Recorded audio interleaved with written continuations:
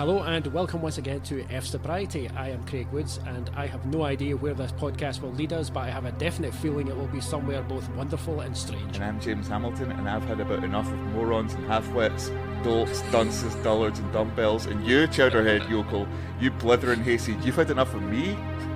Yes, I have. James, hats off. You definitely won the intro duel there. I win a punch in the face from Sheriff Truman and a quick lie down with the dead body of Laura Palmer. Take a drink for Albert and press F for Miguel Ferrer. So, listeners, as you might have guessed, if not from, as ever, the title of the podcast episode, and you're familiar with Twin Peaks, which I imagine you are. Those were quotes from Twin Peaks, but you don't need us to tell you that. Yes, we are embarking on an fSobriety dive into the world of Twin Peaks. Mm-hmm. Mainly the return. We're going to be taking a deep dive into 2017's Twin Peaks revival, Twin Peaks Season 3 as some people call it, Twin Peaks a limited event series as it's known on Showtime, Twin Peaks The Return to me, because that's what David Lynch calls it in his book Room to Dream, so I'll take that as canon. How about you, James? I'll take it as Twin Peaks The Return because that's what it says on my DVD box set, that's what David Lynch called it, and not Twin Peaks Returns as the YouTube series What the Flick referred to it as, but more on that later. So on this episode, basically what we're going to do is we're going to take a dive back all the way to 1990. We're going to discuss the original series, which if you are a regular listener of this podcast, you will know is something that has been deeply ingrained in both James and I's consciousness for a long, long time, since indeed about 1990. So we're both long-term fans, and when we first met each other, James, we had no inkling that there would ever be a Twin Peaks The Return. Nope. And I do remember us many a time, as we are still prone to do to this day, entertaining each other and ourselves with Twin Peaks references non-stop, 24/7. I guess anyone who listens to the podcast might have a sort of understanding that we do reference Twin Peaks on a semi-regular basis, even when we're talking about subjects that are not related to Twin Peaks in any way. So it's fair to say that Twin Peaks The Return, when it was announced, was a big deal for both of us. And so we were hella excited, and we both had a hella time in 2017 whilst that was airing. And it's left quite the impression, and for that reason, after this episode where we discuss the original series, we are going to do something of a rewatch of Twin Peaks The Return. We're probably going to do it 2 episodes at a time, and we're just going to deep dive and revel in that and kind of play around with theories and just generally have a good time with it, because it seems like, due to the aforementioned never-ending references, it's something we need to get out of our system on this podcast. Yep, and the thing is, though, that The Return is such a rich, expansive experience with so much going on in it that it's almost, I'd say, too much for 2 people to talk about. Yeah, which is why we are probably going to have our first ever guest on this podcast. And if you have listened to previous episodes, you will have heard his name mentioned before. It's my good friend Alan Todd from the Big Glasgow Comic page. Alan, incidentally, is, relatively speaking, a newcomer to the world of Twin Peaks. He watched the original series in my company, at my behest, some 2 years ago, immediately followed by The Return, and he absolutely loved it. And he has just recently embarked on a rewatch of the original series, and when he heard we were about to do this, he kind of hinted he might be interested in coming on and joining in the chat. So I opened the door of invitation and said, an invitation to love, if you will. Yep. Yeah, so he may join us on either the next episode or certainly a little further down the line as we discuss Twin Peaks The Return. So a treat for you listeners out there. You get to hear not just me and James's voices, but also the voice of yet another white man in his early 40s. We are diversifying on this podcast, for sure. Diversifying, if not in background, at least we're diversifying in the number of people talking. Yeah. Or talking over each other, as the case may be. So it's quite fitting, though, that Alan will join us in this, given that you popped his Twin Peaks cherry, or his Twin Peaks cherry stock, if you will. Stock.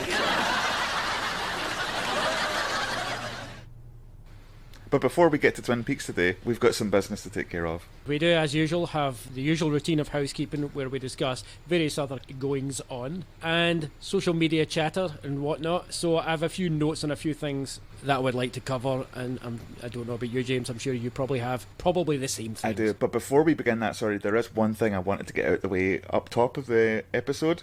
We get like a sort of weekly report of our podcast stats emailed to us for listeners who want to know how the sausage is made. As if there's anyone listening who doesn't make a podcast themselves, because everyone makes podcasts. Literally everyone is a podcaster. But if you don't have a podcast yourself and you want to know how the sausage is made, weekly we get an email from our provider that we use that tells us how many downloads our podcast has had. And last week we had an absurd number of downloads, like at least double than we've ever had in 1 week before. Yeah, it was about double. There was a definite spike, and I don't really know what caused it, except for you and I have speculated before that our musical episodes seem to do better than any other episode. And you did jokingly say, when you brought this to my attention, why don't we just be a music podcast and be done with it? In 1 week, our music episode had more downloads than episode 1 of our podcast has had since the start. I think it's actually caught up now, but also on top of that, all of our other episodes had a huge spike in download numbers that week, so... Yeah, I analysed this. Analyze this. And it looked to me like... Now, this is me putting my Agent Cooper detective head on. So after I lecture you about Tibet for half an hour, I will then get to the point that it looks to me that a few of the people who are attracted to the Little Sims / Fiona Apple episode... What? Decipher that one. I think quite a few of them seemed quite interested when they looked at our previous episodes and noticed the Mr. Robot rewatch, because it seemed to me those were the ones with the biggest spike. So if you are a new listener and that is what brought you on board, or even if that's not what brought you on board, welcome, and we thank you. Yeah, I just wanted to take a moment there to say thanks to new listeners who are on board. Hopefully we'll continue to entertain you. Not this episode, though. Just a heads up. Alright, so for those of you who are here purely for Twin Peaks chat, which, let's be real, is like 99.9% of you, then I'm going to pass over to our resident AI, the Hamiltron, who will direct you to exactly where in the podcast to go, where we will start that conversation. In the meantime, pour yourself a cup of damn fine coffee, grab yourself a donut, and we will catch up with you just after we've caught up with this other business. Hamiltron, take it away. Dear listener, I do not ask you to understand why a podcast about Twin Peaks has to have a bunch of boring shit about jazz music, Demi Lovato, or the last two people you'd want to hear talking about politics. I'm not a cruel AI. I just ask you to skip to 39 minutes 30 seconds so we can get on with this Twin Peaks episode. Thanks for that, Hamiltron. Always a treat. Ever. Apologies in advance for the Hamiltron, I should have said. Alright, James, what's on your radar this week? Let's talk about music, Craig. Okay, I can do that. Seeing as how that seems to draw the listeners in. It does, yeah. Well, let's give the listeners what they want. Real briefly, I have been very much enjoying the David Aud remix of Met Him Last Night by Demi Lovato and Ariana Grande.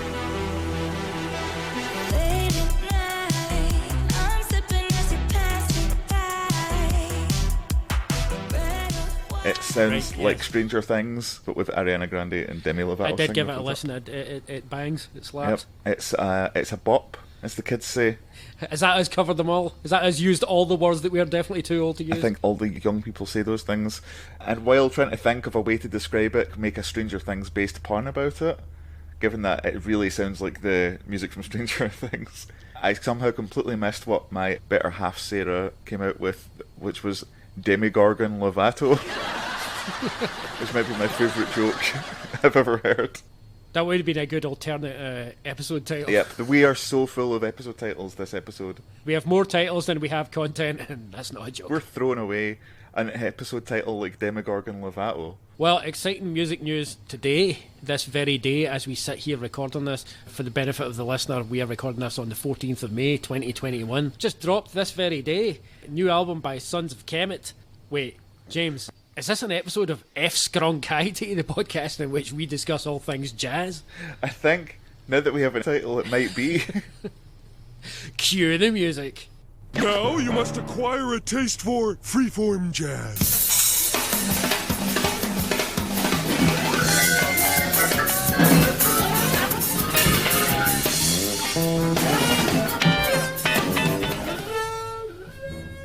Hello, Hepcats, and welcome once again to another copacetic edition of fSkronkiety. I really did use all those words. So James, yeah, new Sons of Kemet dropped today. It is stunningly good, and you need to ram it in your lugs post-haste. Say I've yet to listen to it. I knew they were releasing new material, but I had no idea that it was this very day. For those listeners out there who are unfamiliar with Sons of Kemet, which it seems unlikely now because they are exploding now. If this had been like 2 or 3 albums ago, I might have said, have you heard that obscure band, Sons of Kemet? But they are definitely, they are a big deal right now. I mean, to be fair, they're far from mainstream. No, that's so true. Yeah. It's possible many of our listeners won't have heard them. True, but if you like jazz, you'll definitely be aware of them. But still, it's worth talking about. They're a combo that put together kind of snatches of free jazz with sort of African and Caribbean rhythms. There's also a deep groove to everything they do. Most of their stuff is kind of upbeat, but it's also, some of it is quite challenging. The new album in particular does have a couple of tracks that are very much in the vein of free jazz, and one of the most exciting things about it is it's kind of putting together different sonic textures. This one actually has more vocal collaborators than any of their previous albums. Have you heard who's among the collaborators? I have not. Koji Radical, great British MC. He appears on the track Hustle, which is an absolute banger. That was their lead single from the album. Also have Grime MC DEE. His track is amazing. Angel Bat Dawid is also on it, who is just a great presence in contemporary jazz. She works a lot with various other band leaders and combos who have done really exciting stuff in the past few years. Her discography is just insane. Also, James, turning up on one track, Moor Mother. ORLY question mark. Yep. Sons of Kemet plus Moor Mother equals just, it's absolute bliss. And when that track started, I was like, that sounds like Moor Mother, and I hadn't even looked at who the collaborators were. I was like, holy shit. I was so hyped. I'm still so hyped from listening to this album. Did you feel like there was just a little oral present just wrapped up just for you? It really does. It's one of those sweet moments where it's like, if Shabaka Hutchings, the band leader of Sons of Kemet and tenor saxophonist and clarinetist, if I'd been able to ask him, hey, Shabaka, here's some ideas. I've got some ideas for your next album. Could you possibly include the following? This is not far away from the list that I would have submitted to him. Certainly Moor Mother would have been very near the top of the list, because her voice next to jazz is always incredible. If you've heard her jazz outfit, Irreversible Entanglements, it's so good. I mean, it's the stuff that Irreversible Entanglements do is very much in the vein of free jazz. It is very discordant a lot of the time, which, suits Moor Mother down to a T. There is something, though, with putting her voice that is so kind of apocalyptic next to Shabaka at his most kind of upbeat and smooth. There's something just very delicious and exquisite about that. This is going to get many spins, this album. I'm not going to get tired of it soon, let's put it that way. You reckon this is going to be high up on the top 9 at the end of the year? It's a definite contender. Come our end of year episode for 2021, it's definitely going to get mentioned again, so stay tuned for that. Lyrically, it's also great. There's a lot of, as you would expect, quite deep socio-political stuff on it. There's also just a lot of fun and free and breezy stuff going on with the interplay, but particularly the interplay between the vocalist collaborators. Like the track with Koji Radical, the aforementioned Hustle. It's a really upbeat song.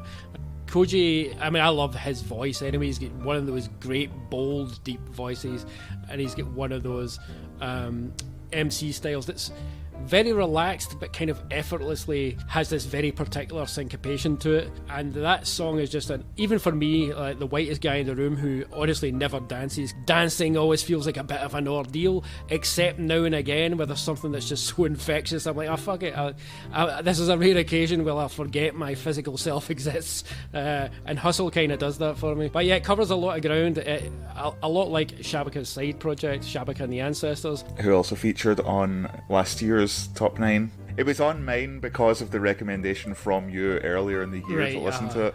Yeah. But similarly, this one takes you on quite a journey. It's a feast of a record, and everyone who appreciates these things should get in about it. It will not disappoint. The Sons of Kemet are a band who, I've seen live once at Primavera, and I was dancing their whole set, because live was all so upbeat and so dancey.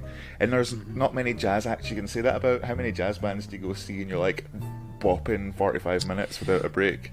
Right, and even the idea, even when you suggest that, even if you suggested that to me outside of the context of this conversation, my immediate thought would be it would conjure up Kenny G. And I'd be like, nah, I don't think that's for me, frankly. Kenny G Whiz. Unless you'd mentioned that it was it had some explicitly Caribbean flavours, because a lot of the time that is a bit more upbeat, and I do like a lot of Caribbean jazz. Plus, it was their XL setup where they had like 5 drummers, I think, Right. 4 or 5 drummers. Yeah, that stuff is great. Yeah. Yeah. Speaking of Angel Bat Dawid, that has just reminded me of another. I'd actually meant to mention this record earlier in the year, but I think because we didn't yet have a title for our jazz podcast, I didn't mention it. But another great jazz band leader is Damon Locks, who also goes by the name under various combos with the name Black Monument Ensemble. And they just released, well, I say just, some 6 weeks ago or so, they released an album called Now, which, I mean, if you enjoy everything that we've just been talking about, you will definitely enjoy this. You'll definitely enjoy it, James. It's definitely in the same vein of Shabaka's in the Ancestors / Irreversible Entanglements. It sort of occupies a ground maybe between those two things. It's not quite super skronky, and it's not quite got the Caribbean groove. It sits somewhere in the middle between those two things. I've enjoyed everything Damon Locks has done. I do think this is definitely among his strongest work. Again, it's one of those albums that's got the socio-political context of everything that went down in 2020 very much at its heart and front and centre. It's a real feast of a listen, and it's short as well. It's only like half an hour long, but in the best possible way it kind of feels longer, just because there's so much in it. There's just so much depth to it. Yeah, it's a really rewarding listen, and it's albums like these, all the aforementioned, it's a great time to be a jazz fan. These last few years have been just really rich and rewarding. Fantastic. I'm going to check both those out. Well, I think that wraps it up for another edition of fSkronkiety. Nice.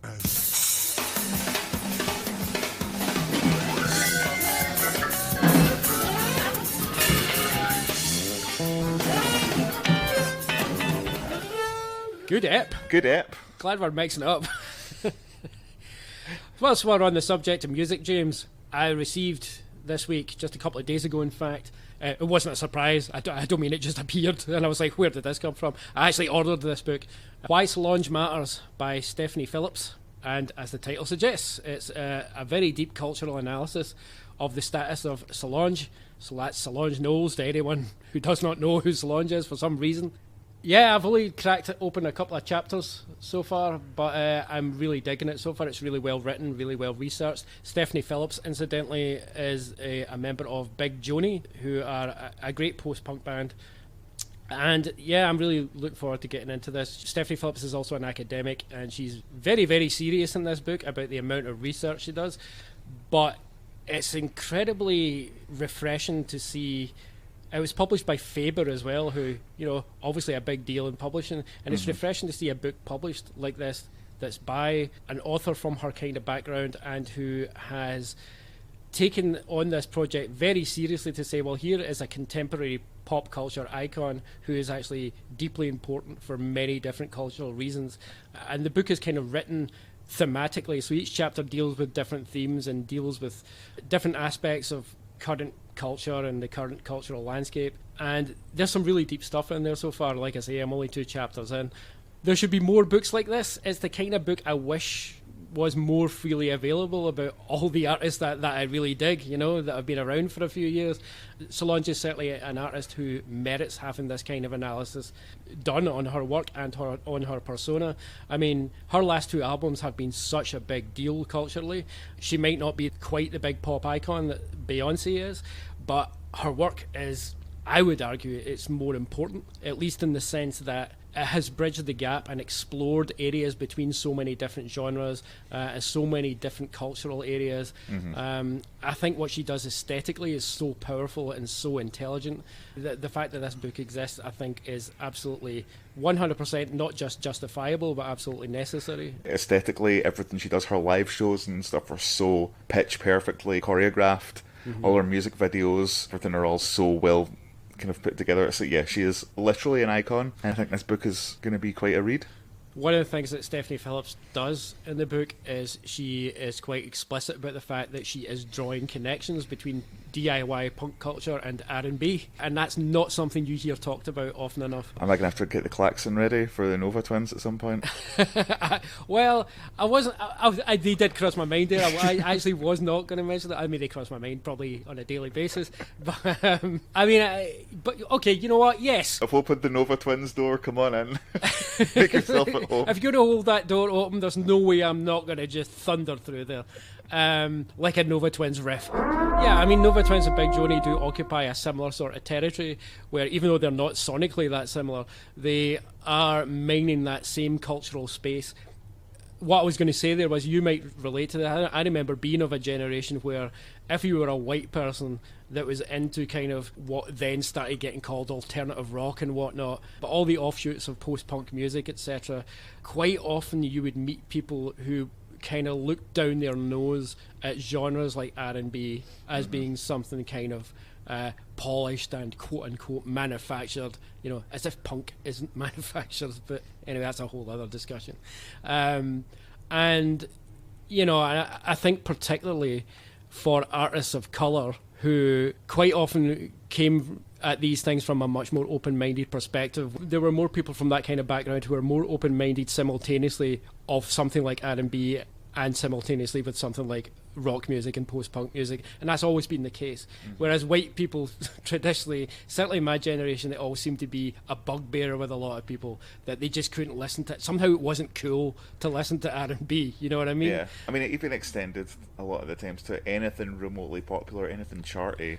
That's true, you know, yeah. But that's specifically of a certain era, of a certain age that we were, when kind of like contemporary R&B was becoming like the more mainstream side of pop music. There was very much a kind of sneering attitude towards it, and it's like, how can you listen to one thing by Amory and not think it's better than...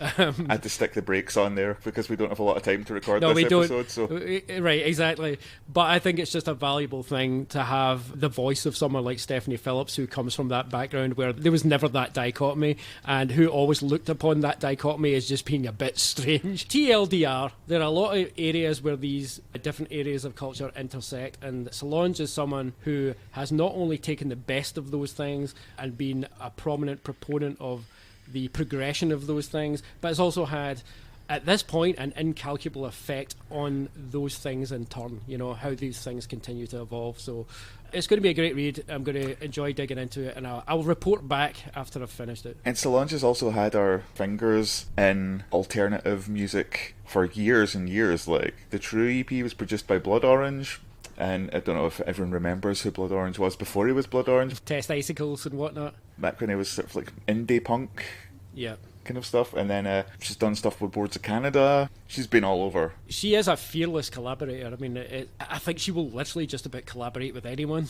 if she thinks she's going to be challenged by the experience. I wonder how many Boards of Canada fans hear Slow This Bird Down with her vocals on it and go, she's elevated that track. Yeah. And how many hear it and say, why someone's singing on this Boards of Canada song? Because her voice elevates that track so much. Yeah, cool. Well, that's about all I wanted to mention. Before we proceed, it's been like just over a week or so since we last spoke. A lot has happened. It's been a crazy week. It's been a week. I don't think I need to go into too much detail about what the current situation with Israel-Palestine. Anyone who has a television or access to any media whatsoever, you know at least what your main media companies are telling you about that situation. So I don't need to get into too much detail. But first of all, I don't want to get into the fDemocracy of it all because we do not have time. But some of the online chit-chat and exchanges about this, some of them have been fantastic, some of them have been deeply depressing, as is always the case when these things really flare up. I will just put my hands up and say straight up, I support Palestine. That's it. I don't have any fucking qualms about saying that. I think apartheid is a bad thing. I think settler colonialism needs to be demolished. And if you think that's not what Israel is, I think you need to read a fucking book.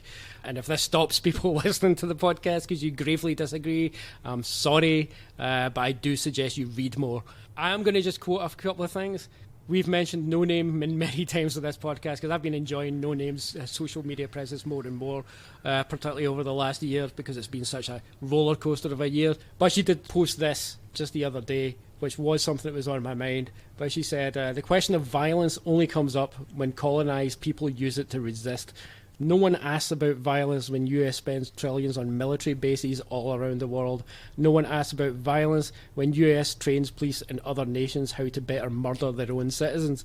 And it's a good point, because now obviously when she says no one, she's not talking about herself, and she's not talking about people like you and me, but there's a lot of people out there for whom there is this level of acceptance where the military industrial complex is not something that's particularly questioned. And even a lot of liberal people who think they are quite skeptical of these things often fall in line when it comes to the Israel-Palestine situation. And there's a lot of very deep-seated and unpleasant reasons for that. Not to fucking like stagger around on the tightrope here, right? Let's put our cards on the table. You can be opposed to the political state of Israel, or the people at the top of it, without being anti-Semitic. And it's infuriating that we need to say this. I mean, I personally don't feel the need to preface that, but I think a lot of people expect you to preface it by saying that. It should go without saying that we're against anti-Semitism in all forms.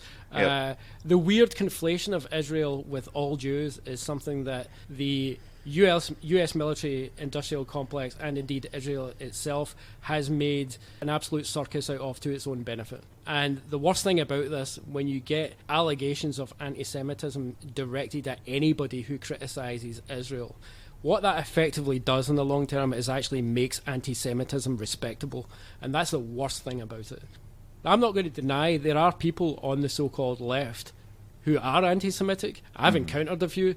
There's no shortage of them. They are out there, right? And we on the left have to be truthful about that. And we have to do our best anytime we see it to knock that shit down, to call that shit out. And I try my best to do that every time I see that, right? Because you do get a lot of people who think it's cool to still use anti-Semitic tropes in a leftist way, and it's like, no, that's not cool. I think one of the things I always find infuriating when this shit comes round, when it starts to become vogue to talk about this again, even though for Palestinians they are living under the heel of settler colonialism day by day, and having more and more of their land snatched away and being brutalised day by day. For them, they don't get a holiday from it. It's a luxury for us over here that we get to only really think about it consciously from time to time. But for me, one of the things that always drives me a bit crazy about this is that there's always this thing of, oh, well, it's too complicated a situation, they just need to learn to get along, both sides are at fault. It's like, no, fuck this shit.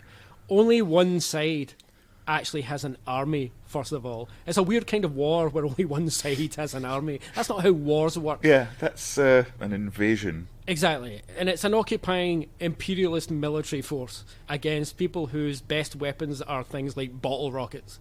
That's what you're dealing with. And this whole shit about if you say you're on the side of Palestine, then it means you're condoning the use of violence against Israelis. What I'm against is a situation where people who have no army to defend them and are faced with the choice of either continuing to exist or be annihilated, that you're asking me to judge those people for how they resist their own annihilation. Fuck off. And the idea that this situation is too complex, that's another piece of propaganda that's been really successful. And people just believe it's too complicated to solve. There is nothing inherently insoluble about the Israel-Palestine situation. Nothing whatsoever. All it takes is for military imperialism to be called to account, for settler colonialism to be called to account. And I'm going to segue into my last point, which is my main point, that you always hear this thing about Israel having the right, two rights that Israel has. One right is the right to defend itself, and the other is its right to exist. And both these things drive me crazy. Because yes, it's true that Israel has a right to defend itself, but having a right to defend yourself does not automatically mean you have a right to defend yourself by force. There are other ways Israel can defend itself, like, say, for example, retreat from the occupied land that it illegally fucking occupies. That would help Israel defend itself. You know what I mean? Mm-hmm. That would be the most obvious choice. But the other thing about Israel having a right to exist, that really gets my back up every time, because it's so much fucking nonsense. Because of all the weird cultish verbal bullshit that gets spewed by apologists for settler colonialism and Israeli war crimes, this obsessively repeated mantra about Israel's right to exist is just always the most telling to me. Because literally, this might come as a shock to a lot of people, but no nation on earth has a right to exist. That's not something that exists. It's just, it's not enshrined anywhere. No nation has a right to exist. It's something, and you can tell this by just doing a simple thought experiment, it's something that would sound immediately ridiculous when used in relation to just about any other nation state. You know what I mean? Can you imagine anybody talking about the United States' unassailable right to exist? I mean, nation states are power centres. That's what a nation state is. It's got absolutely nothing to do with culture. It's got nothing to do with people. A nation state is basically a consolidation of power. So the idea that it has a right to exist is completely obscene and nonsensical. There's a reason that you only ever hear that phrase ever used in reference to Israel exclusively. You don't ever hear it used in reference to any other country. I've never heard anyone say Uruguay has a right to exist. Exactly. I'm not trying to be down on any listeners we might have in Uruguay. We're getting more listeners in South America, you know. But you wouldn't even hear it said about the UK. I mean, that would be a shock, wouldn't it? If Boris Johnson, for all he might do to blockade another Scottish independence referendum, but if one of the reasons he came out with, well, I'm sorry, but an independent Scotland would go against the current UK's right to exist. Having said that, I wouldn't be surprised if that was a headline in the next couple of months, you know. Sorry, Western powers, we have to reverse 1989 and re-erect the Iron Curtain because it turned out dismantling it infringed on the Soviet Union's right to exist. But yeah, so there's that. All that rhetoric is complete fucking nonsense. Final note on this before we just dispense with all this and get to happier stuff. Yeah, some of the social media stuff. I did say to you earlier in the week there that I think we should replace what I coined the Alan Apple spectrum on our previous episode. Not our previous episode, it's 2 episodes previous at this point. Yep. Go back and listen to 2 previous episodes ago where we coined that phrase. It's a very short episode. It's not, it's 4 hours long. It just flies by. I was going to replace that phrase with the Guerrero-Gado spectrum because Diane Guerrero has been absolutely on fire on her social media. Oh, that's the other thing I meant to mention. It's also SOS Colombia, because of everything that's going down in Colombia right now. I do not have time to go into it. Look it up, guys. I'm sure you're aware on some level of what's been going down in Colombia. Especially if you're one of our Colombian listeners. Yes, in solidarity. Right, exactly, yeah. So she's been posting a lot about that, and obviously she is Colombian, so that makes sense, but she has also been posting about Israel-Palestine.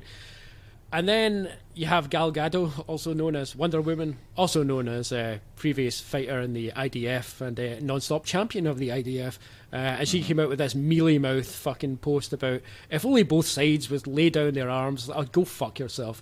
Like, see anybody who says this shit, they are basically just handing a free pass to imperialism. There is no other way to look at this shit. There are no two sides when only one side is occupying the other, and only one side has an army to do that. I know I'm repeating myself, but so this shit, this is just propaganda. When people say this shit, it's like they make themselves look as if they're rising above some deeply seated inherent evil in humanity that if only we could overcome it. Maybe if Gal Gadot sings Imagine one more time, it'll solve the Middle Eastern problem. No! God, please, no! No! No! No! If we're talking a spectrum between 2 actresses who each embody DC characters, then I think the Guerrero-Gado spectrum is where that should go. You know, it's funny because, like, literally earlier on in the week before this happened, Gal Gadot was further up the Guerrero side of the Guerrero-Gado spectrum after basically calling out, once again, our good pal Joss Whedon. He's a wrong'un. Feminist icon Joss Whedon. And confirmed that on the set of Justice League, Whedon tried to get her to do a scene which she'd refused to do, which there's speculation that it's the scene in his reshoot where the Flash falls on her and he's like, "Oh, boobs," or whatever, and she was like, "I'm not doing that shit." And Whedon threatened that he would destroy her career if she didn't do it, which is kind of hilarious. I mean, that's one of those situations where, I mean, Joss Whedon's a creep, but also I kind of do a Larry David reaction when I see, I forget which episode it is, but he's watching 2 people fighting and he's on the side of neither of them. It's just that kind of... Yeah. So I was like, "Oh, go on yourself, Gal," and then I was like, "Oh, Gal Gadot." Let's wrap that shit up and move on to something more free and breezy and... let's give the listeners what they want, James. not this endless aggravation. Let's get back to something entertaining. Yeah, let's talk about the events in Glasgow. Oh shit, yes. I forgot. How could I have forgotten that? Because, Craig, here's the thing. You went to the Black Lodge. You went to the Path of Darkness. But what we're going to talk about now, this is the White Lodge of fDemocracy. Right, yes. So yesterday, as we're recording this, yesterday morning. Do you want to talk about this? You're a South Sider, aren't you? I'm technically a South Sider now, former West Ender, now South Sider. Yeah, I mean, had I not been working during the day yesterday, I may very well have gone along. Okay, so here's what happened. For anybody who's missed, it has gone viral. I mean, I've seen people all over the world posting about it. There were was it two men, two asylum seekers? It was two asylum seekers, yep. On the south side of Glasgow were essentially being evicted by the immigration squad. For those who aren't familiar, the south side, this area of Pollokshields in Glasgow, is probably one of the most culturally diverse neighbourhoods in Scotland. It is, yeah. And it's also the home constituency of recently re-elected First Minister Nicola Sturgeon. Yeah. So much symbolism right away. So anyway, as soon as this began to happen, there was a whole large crowd from the neighbourhood all began to just pile in there to prevent these two men being evicted and taken away. One guy tweeted about it. Mm-hmm. He tweeted, hypothetically, yes, if someone saw a Dawn Raid like van from the Home Office coming to evict their neighbours, what could one hypothetically do about that? Yeah. And it went like wildfire. Yeah, it all happened very quickly. And a very large crowd all appeared and basically crowded the vans so they couldn't leave and so they couldn't take these men away. And there was one particular heroic fella who lay underneath the immigration van for a whole 8 hours so that it could not move. That guy is such a hero. Oh, I've read stories on Twitter, like people who know him, like they've not named him to protect him from prosecution, but this guy is apparently like the soundest guy. Yeah, he passed a message on, I saw it on social media where he said, thanks everyone, but I'm not the hero, everyone is the hero, it's about us and not about me. I was like, this guy, you're buying this guy a beer already. I used to work in the Pollokshields Community Centre, which is just round the corner from where that all happened. Mm. I used to do like kind of music lessons on a Friday up there. I was proud seeing them all like come out and just saying, fuck you, no, you're not taking them. And eventually, that's what happened. Yep. They just had to let them go. They had to let them go. No luck. Glasgow 1, Home Office 0. It was nice to actually have Glasgow be in the news for something positive for a change. We'll see how that goes on Saturday, right enough. Yeah, no, it was really reassuring seeing those photos and the footage. I mean, I don't look upon it as a colloquial thing. It's not. I don't feel it as being this is a proud moment for Glasgow or a proud moment for Scotland. For me, this is a proud moment for independent communities and people looking out for each other. It's that grassroots thing, and it makes me really so heartened to see that people did that. We should say this kind of thing happens in England all the time, Yeah. So, But it was beautiful to see to have it happen in very near my own neighbourhood. I feel very reassured, and I still feel quite buoyed by it a day later. Is that us? Can we move on to Twin Peaks? I think what we'll do first is let's go to the bar, grab a cup of damn fine coffee, or actually, you know what? I'm going to have one of them black Yukon sucker punches. You got to be careful; they sneak up on you. We'll be right back to talk about Twin Peaks after this brief trailer for the soap opera Invitation to Love. Sweet.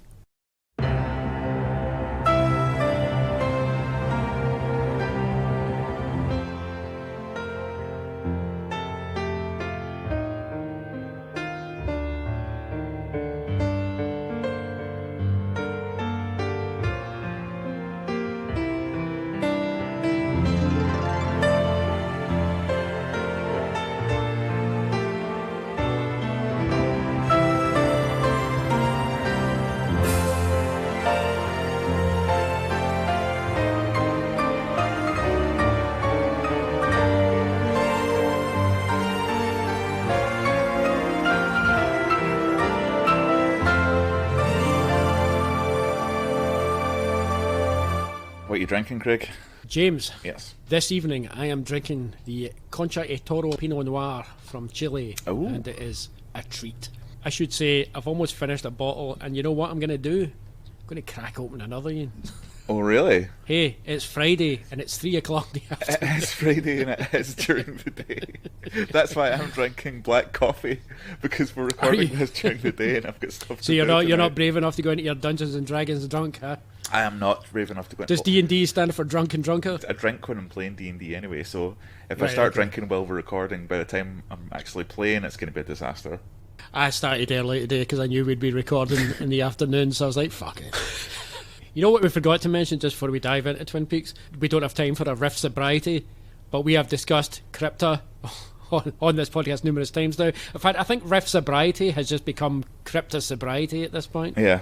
But yeah, they dropped another song from the forthcoming album, did Crypta, and it's another banger called Starvation. It is great. It's way more death metal than their previous track. It says less black, it is more a little, death. yeah. The guitar sound is still very black metal though, but that riff and the sort of bridge is...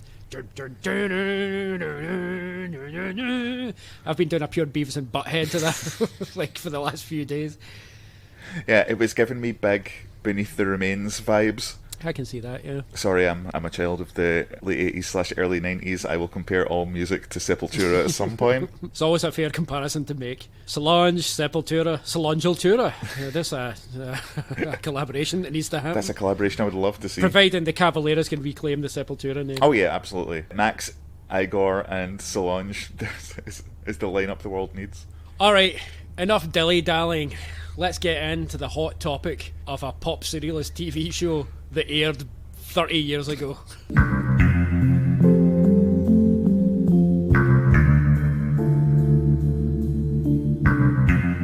So Craig, we have both spoken about this before briefly, but why don't you tell me and the listeners, how did you first encounter the wonderful and strange world of Twin Peaks? I can do that, and I can even give you dates. This is how vividly I remember this. It was the 24th of October 1990. And at that time, my mother was a big fan of the primetime soap operas that were big in the day, and particularly in the 80s. Mm-hmm. And she was also starting to be quite the fan of the sort of big, what were prestige at the time, procedural crime dramas. Right. So when she heard about this show called Twin Peaks that was about to air on BBC Two at 9 p.m. on a Tuesday evening on the 24th of October 1990 in the UK... Yes, we got it a good 6 months later, US. That's how it worked back then. Yep. We had to wait. She was very excited about it. She thought, oh, it's a small town soap opera with a procedural crime element. That's all my favourite things. I was 13 at the time, and over the previous, most of my life prior, I'd spent a lot of time watching telly next to my mum. And so because of that, I had seen an awful lot of soap operas. And when this thing started... I did not at this point have a TV in my own room at this point. I don't think I got one till maybe a couple of years later. But we did have an extra telly in the kitchen. And I remember when this show started, I started watching it with my mum. And the epic titles that this pilot has, it's like a movie, right? Christ, you could eat a whole meal in the time that those fucking credits take to pass. And within the first couple of scenes, so she's dead, wrapped in plastic. Introduced to some of the high school students, Bobby Briggs and Shelley, obviously something shady going on there. The way the whole town looked, that bleak, intensely overcast Pacific Northwest sky, I was like, this is different. This feels like a movie. And so I snuck out of the room. I didn't sneak. It's not like my mum would have said, where are you going? But I left the living room and I went to the kitchen because I wanted to watch this thing by myself. I realised after those first few scenes, I was like, this is like nothing I've seen before. I want to kind of get a good look at this. And I was just absolutely captivated by it. 13-year-old me lapped up 100 minutes of that pilot. And I was spellbound. I was like, there was just something about, first of all, the setting of it, the way that pilot lays out the scene. Everything is so cinematic, and everything has a very particular feel to it. And that's before we even get to things like Angelo Badalamenti's score, which, as well as just being fantastic, was so unusual for television for the time, Everything about it just seemed sort of weirdly epic, even though it was set in this very small town. I think one of the other things that immediately captivated me was the landscape of Twin Peaks. Even though the Pacific Northwest, the evergreen trees and whatnot are very different to what we get here, but because I grew up in Western Berkshire, that is very heavily wooded and quite near, it's only a hop, skip and a jump away from Ben Lomond. So I was used to that kind of mountainous landscape. It touched something in me that I thought, I understand this place, and it was just enough of the language of US primetime soap operas that I understood. But I had this whole other weird thing going on, and there's obviously this dark crime element going on, and I was absolutely captivated. And from that day forth, fun story, my mum stopped watching after 4 episodes. She was not into it at all. She did not understand it, basically. She was like, I don't know what this show is. Whereas I was like, I don't know what this show is. Thumbs up. And it spellbound me. And when the first season ends, after 8 short episodes, with Cooper being shot at his hotel room door, I was like, what? I need more of this right now. Now, the plus side of being at the UK at the time is we did get the second season very quickly, because I think that final episode aired December, and then if I remember correctly, the second season started airing here like late February. It coincided with my 14th birthday.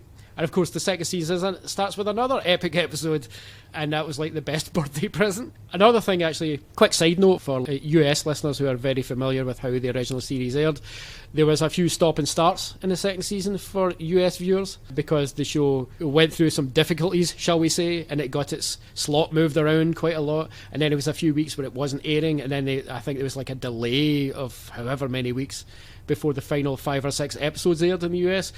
We did not get that. We got all 22 episodes consecutively week to week, because by the time we got to the end, we were basically caught up with the pause that had happened, and we were almost in sync with the US broadcast by that point, which is kind of weird. But yeah, so that was my story of how it came to me. I could go into detail about what effect it had me from there on, but what about you? How did it come your way? Well, Craig, as long as we're being specific about dates and times, please do. My first exposure to Twin Peaks came later than you. It came around 9 o'clock p.m. on Tuesday the 5th of February 1991. I happened to glance in at my brother and sister watching a show that I hadn't seen. I was 11 at the time. So this has to be early second season. The first episode of Twin Peaks I saw was season 2, episode 6. It was quite far into the show when I actually first saw it. And I remember just sort of like wandering in and being like, oh, what are you guys watching? And just, what the fuck is this? I've got no idea what I'm watching right now. And it completely blew my mind. And I was like, why do I not know what this is? And obviously, by that far into the show, I really didn't have a clue what was going on. But I was at an age where it didn't really matter. I just sort of caught up with it as it went on. Right, so for the benefit of the listeners, you're, what, 2 years younger? 3 years younger? 2 years younger than you believe. I was 11. 2 and a bit. I was 11 when I first saw it. Yeah. So. Yeah. So, yeah, that is a crucial difference at that age, I guess. Yep. So I went into school. I was in primary 7 when it was first on. And I went into school the next day and was like, has anyone seen that show, Twin Peaks? Because I saw it for the first time last night, and it's crazy. And it turns out like 3 people in my primary school watched it, like in my year. Mm-hmm. Wow. See, I cannot imagine being in primary school watching that. That's crazy. Because I think I was like, third year, I guess I would be in. Third year in secondary school, that is. I'm not going to bother explaining to you how the UK school works for people outside the UK. Last thing, it was a couple of the cooler kids and one nerdy kid that watched it. So, the nerdy kid who watched it was one of my pals at the time, and he was naturally. Yeah. So, yeah, I got really into it that way. So it wasn't until a couple of years later that I actually saw Twin Peaks from the beginning, because I bought the pilot episode on VHS. Sorry, can I just interrupt? How much of it had you seen before you started watching it from the beginning? I'd seen everything by the time. Oh, right, okay. I watched it to the end of the series, and then I went out and I bought on VHS cassette the international pilot. Yes, I had that as well. I had a paper round at the time. So my weekly money that I made from a paper round, I would go out and buy the VHSs of Twin Peaks, like one at a time. But I could never find episodes 1 to 3, the VHS, the first one. Right. Like, they didn't have it in any of the video shops in Glasgow. So I had the pilot and then a skip of like 2 episodes or 3 episodes, and then the rest of the series from that point on in VHS. And it wasn't until 1997 when Channel 5 started, like the 5th sort of network channel for people outside the UK, started in the UK, and one of the first things they did was rebroadcast Twin Peaks, that I actually saw episodes 1 to 3, taped them off the TV, and then eventually managed to get a hold of it. So, sorry to interrupt again. Did you not have Bravo? Because they broadcast it in Bravo, I think, in 1995. No, I didn't have any of that fancy shit, Craig. I had basic network. Council telly. I had council telly, yeah. So me over here with my Sky, la-dee-da. Well, hello, Mr. Fancy Pants. So for years, it was one of my favourite TV shows, and I only had seen the pilot episode and then episodes 4 to the end. And I eventually managed to see the first 3, and then bought it on VHS subsequently after that, and found it and completed my collection. So I had the whole collection of VHSs that with like the characters on the side. Yeah, I had. I've still got mine. Oh, nice. Never getting rid of it. I don't have a VHS player to actually play them on, but there's no way I'm getting rid of them. They get such sentimental value. So I believe I've mentioned before on the podcast the story of watching the finale after school with my pal around at his house, and his uncle coming in and thinking we were watching kids' TV during the Black Lodge scene. Yeah, kids' TV is right weird these days. Yeah, that was amazing. But yeah, so it's so weird that a show that it took me so long to actually get all of, like, so sort of encaptured my imagination and became so ingrained and was one of my favourite things. But that's the power of that show. Even when you come in during the second season, everyone who watches Twin Peaks will tell you it's not as good as the first season. To take a step back, both of us got into Twin Peaks at a formative age. And I think that has a lot to do with how it has sort of shaped our fondness for certain pop culture things, certain genres, certain TVs and movies and books. It certainly opened my mind in a way that I don't think it would have been opened otherwise. Certainly not that early anyway. And it made me aware of so much other stuff, sort of culturally, like because that show was such a cult phenomenon. There were various critics who were drawing reference to various other cultural things that had come previously, and that kind of got me excited. I was like, oh, there's all this other stuff I had no idea about, certain cult movies and whatnot. And so that it did kind of set me on that path of finding very particular things that might kind of push my aesthetic buttons, Did you ever watch The Prisoner? I did. I remember seeing The Prisoner when I was a very young kid, and it really scared me. I was really scared by that show just because it was. I just could not. As a kid, I could not fathom what the fuck was happening in that show. I didn't get what the concept was at such a young age, and it wasn't until I was a wee bit older, like post Twin Peaks, maybe about 15 or so, that I saw it again. And I was like, "Holy shit, this show is amazing!" Yeah, it was all the stuff around Twin Peaks and seeing reviews like mentioning The Prisoner that made me want to watch The Prisoner because I had never seen it when I was younger. But yeah, it's a fucking odd show. It's real weird. It's still incredible to me that a show like that was so audacious even existed. I mean, I know obviously television had been around for a few decades by that point, but still, still seems early. Like when we think of bold experimental telly, yeah, The Prisoner was doing something just so unique, so particular. There was a lot of drugs going on back then. A whole lot of drugs. The fact that The Prisoner was a sequel essentially to a standard 60s serial spy show as well. In all but name is what blows me away. That it was that was kind of a sequel to Secret Agent. It's like, what if Secret Agent but mental? I think what Twin Peaks had, as much as it led me to other things that I did start to really enjoy, none of them quite gave me the feeling of Twin Peaks. And even to this day, let's be real, Twin Peaks to this day is unique. There is no other show like it, and I mean that in many different ways. Some of which I'll try and get to as we go along here. But I think it was such a unique blend of there actually being a quote-unquote consistent narrative drive in that show, at least up until a point, with all this other weird surreal stuff that seemed to exist outside the realm of cause and effect in some ways. As a young kid, I'd been 13 years old and not really knowing anything about surrealism, not really appreciating anything about kind of experimental filmmaking or what even that meant. Yeah. There was just something very pure about the experience. I think that for me is the most valuable thing about it. Like when I think back to how I consumed that show at that young age, the most beautiful thing about it to me is that I watched it with absolutely no preconceptions of it being a part of any cinematic lineage or any televisual lineage or even any cultural lineage. It was a thing that existed on its own, like it had just landed from an alien fucking planet, and yet it had all these things that somehow got their hooks into me that I felt I could really relate to. You know what's funny? Cooper very quickly becomes the main character, and he very quickly becomes a spellbinding character. It takes him half an hour to appear in that pilot. And even in that first half hour, I was already captivated. So even if Cooper had never appeared, there is a version of that show without Cooper that young me would still have absolutely lapped up and been absolutely spellbound by. Yeah, because Twin Peaks as a town is just full of an ensemble cast of really intriguing characters that just happens to be led by Cooper. Right. It's been talked to death now about the kind of performances that David Lynch got out of his cast in that pilot and the kind of very eccentric performances he tends to get out of his casts generally. Certainly, some of the acting styles in that pilot were like nothing I had seen before.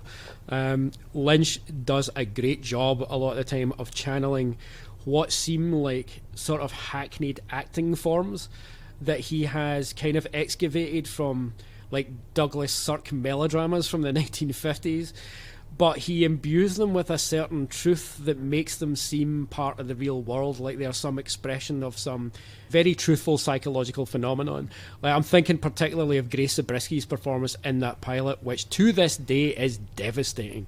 In particular, Grace Zabriskie and Harry Goaz in that pilot, their emotions that they come across with are so heightened. You never saw that in television previously. For a lot of people who didn't like it, and I think for a lot of people who said it was overacted, I think for a lot of those people, I think they were just uncomfortable. It made them uncomfortable that there was this truthful level of anguish and grief on the screen. We spend so much time with Sarah Palmer in that pilot crying, and Grace Zabriskie does not just cry, she wails. And she becomes so undignified in her grief. There's something very truthful and human about that, and it's not at all like the way we normally see portrayals of grief on screen, even to this day. You know, there's something very unique about what Lynch was doing there. The idea of it being such a sort of like hyper real and hyper focused version of grief, it really sets the tone for what the show is when you look back at it. Twin Peaks is a show about grief and how one person's death affects like a whole community, and it's, I think, one of the other things that made it weird at the time. In retrospect, I wasn't picking this up at the time because I joined in halfway through season 2 when all sorts of mad shit was happening, but you know, the inciting incident of the show is the death of a character that happens off screen, which is not something I think that people were probably used to at that point. That's also true, yeah. In the procedural crime dramas that I mentioned earlier that were becoming quite popular at that time, wasn't that unusual for there to be a corpse who was essentially a cipher. What Twin Peaks did, though, was take that corpse and really flesh her out as a human being through the actions and the memories and the reactions of the characters in the town. And it made Laura kind of the nexus of the whole story, in a way that who Laura really was turned out to be something that no one fully knew.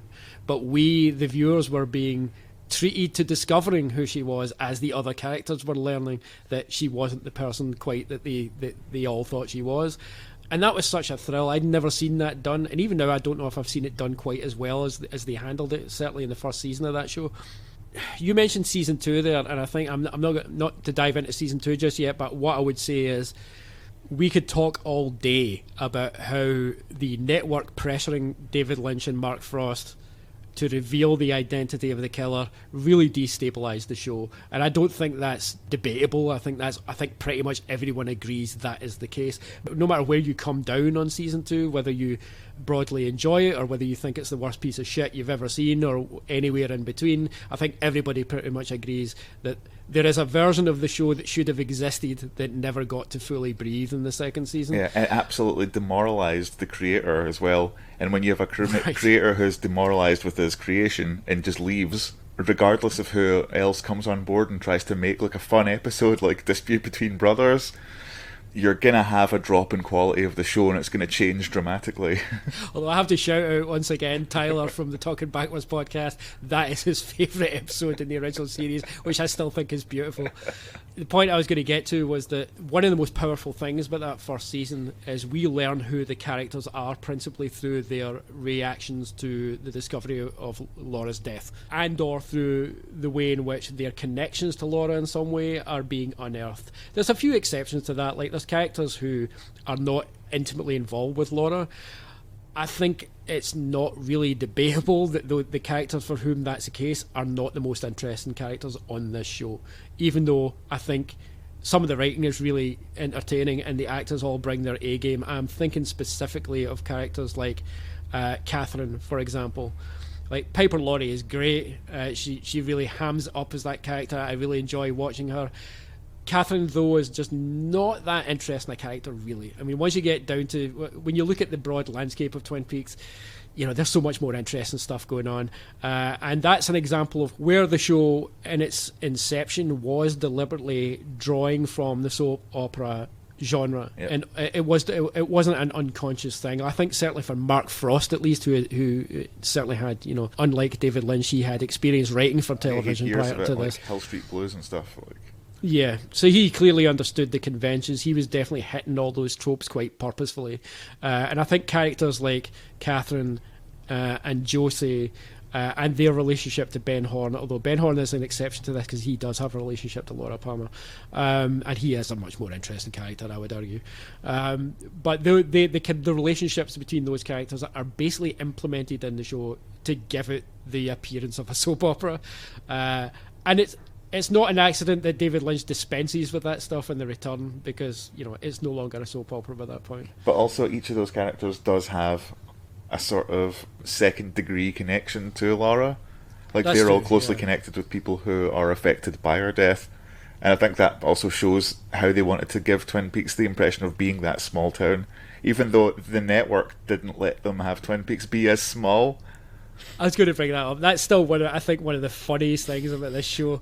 Of all the weird things about this show, I mean, as a lot of people get very confused about that sign in the opening credits. What is the number it gives? 51,201. Is it 50? Yeah, 50,201. And it was supposed to be just over 5,000, which, in the context of the story of the show, the smaller number definitely makes more sense. Yeah, there's no way Twin Peaks has a population of over 50,000. Like, but it's such a bizarre thing that ABC in 1990 went, nobody cares about small towns, we have to make it bigger. And not to impose any changes in the script, but literally just change the number on a sign. I think it's just one of those weird quirks of how the television industry was working back then. That said, though, there is a weird thing in Twin Peaks where occasionally the town does become a little bit bigger. Like the fact that Ben Horn actually has a department store. I don't know many tiny towns that have a whole department store, but okay. They might have a mall, but not a whole department store. but I also like the fact that it makes sense because it's not a chain department store, it's a local businessman opens department store. Yeah, that's like a grey area where it's like, okay, I guess I'll let it go. Like, what, you can't make the trip to Seattle this weekend? Come to Horns. Good news! We've got everything you could need. Yeah, so shall we talk a little bit more about the characters and which ones we loved, which ones we hated? Yeah, let's do it. So obviously there's Dale Cooper. Yeah, well, I guess we have to start with him. He certainly becomes the captain of this ship in a lot of ways. Is it strange in, like, when you do rewatches nowadays, or not necessarily like specifically nowadays, but as you were older and you have different opinions on certain authority figures as main characters in a TV show, do you find yourself rooting less for him as an FBI agent? Right. Here's the thing. It's clobbering time. Regular listeners to the podcast will know I consider the FBI to be a terrorist organisation, quite frankly. If you want to know why, just for example, look up Google COINTELPRO for starters. So, I have no love for the FBI, and yes, it's certainly true. This show really lavishes love on the idea of the FBI. I don't think outside of the era of, J. Edgar Hoover himself has the FBI ever been so lovingly portrayed as it is in Twin Peaks. It's a very wholesome FBI.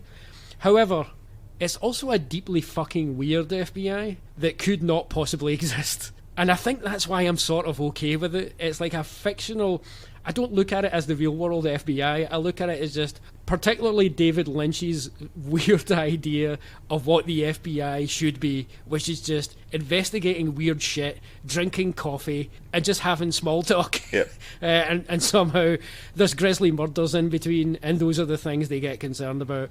And the fact that Cooper himself is a very intuitive detective, he's someone who, let's be honest, Cooper would not exist in the real world FBI. That guy would get the sack immediately. Yep.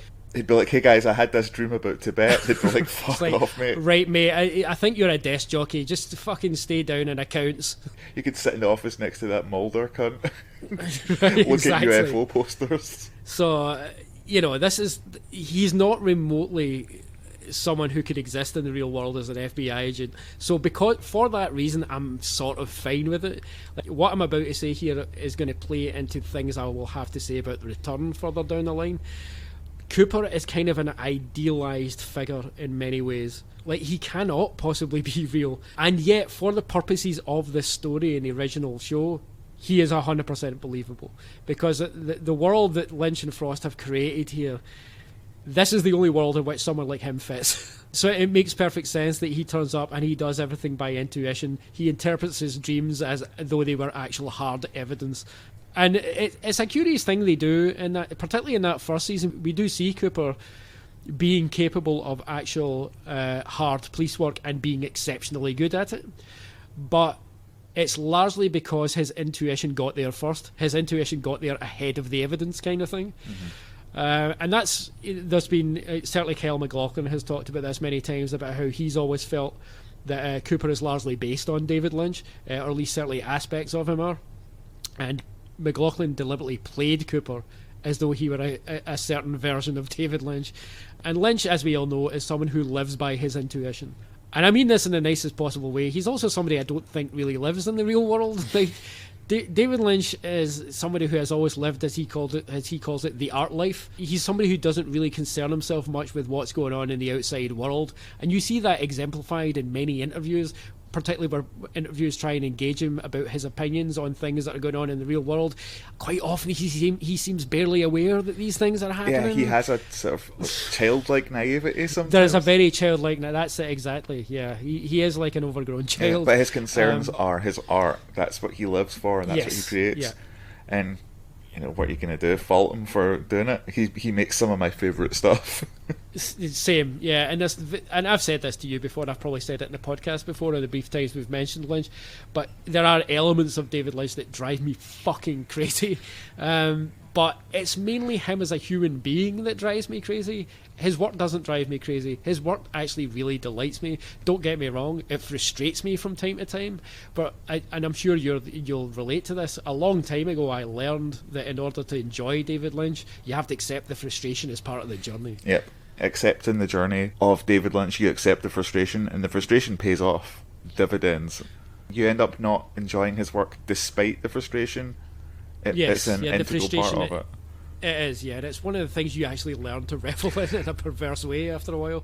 To put it in terms of being like a more standard sort of TV show kind of thing, or a standard movie, if you watch a TV show that has cliffhangers all the time and you're like, oh, I've got to wait a week for this or something, David Lynch's work is like that constantly, that level of frustration. And that's kind of what makes it enjoyable, and it doesn't always pay off. But it doesn't matter because it's giving you that sensation, that feeling of, and that's kind of one of the things I love about it. I mean, we all know about the infamous cliffhangers at the end of season 2. Yes, indeed. But I'm talking more about the feeling of having a cliffhanger is akin to the feeling of frustration you might feel while watching a David Lynch movie. I mean, anyone who's seen any of David Lynch's movies, well, they all have to varying degrees have this element of frustration within them where there's a lot of information he simply withholds or quite often will obscure in a certain way. And I think a lot of critics, negative critics, take that as him sort of willingly trying to troll the audience, as it would be called now, willingly trying to frustrate the audience in a negative way, like he's trying to take the piss out of the audience. I don't think that has ever been David Lynch's raison d'etre. I think that's a really cynical way of looking at his work. I think for Lynch, all of the positives and negatives in his work he's equally invested in quite genuinely. This seems like a really prosaic quote, but it's one that always sticks in my head, where he just blatantly said in an interview once, well, people complain about the movies sometimes don't make sense, but life doesn't make sense. And I think he's just being genuine about that. He's not trying to piss anybody off. It's just like, but, you know, you're used to being confused. You know, you're used to being a bit perplexed. Why is it suddenly a problem when it's in entertainment? I feel like he also has enough faith in his audience to be like, look, I'm not going to explain everything. Part of this journey is for the audience to interpret stuff in their own way as well. Because he will not explain stuff to interviewers, famously, you know. Yes, and I think part of that is Lynch's desire to be like, well, look, if I explain it, it'll be different from what someone who's enjoyed this show feels, and he doesn't want to take away someone's experience of his art by saying, no, you're wrong, this is what it was about. And I think that's really generous. I think that's a generous thing to do for your audience, and I think he's been absolutely genuine about that. And it's one of the things, you know, that really made me fall in love with his work post Twin Peaks as a very young person.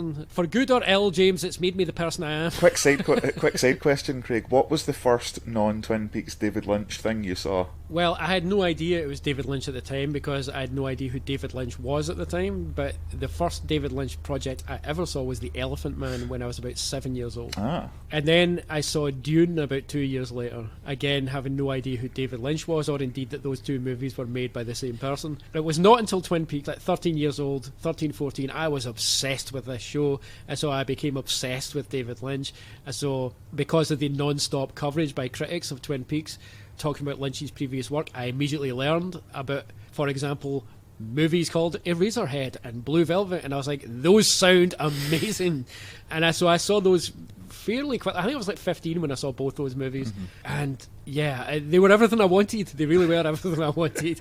I 100% stan by the age of 14, 15. Nice. The first thing I saw post Twin Peaks, once I knew who David Lynch was I saw Wild at Heart, which was great because I was like, oh, it's got so many people from Twin Peaks in it. It's got it's got Pete Martell in it. It's got Audrey Horne really briefly. It's just really weird. Laura Palmer. Laura Palmer, and yeah, Jerry Horne. But for years, as far as I was concerned, that was David Lynch. Wild at Heart was David Lynch for me.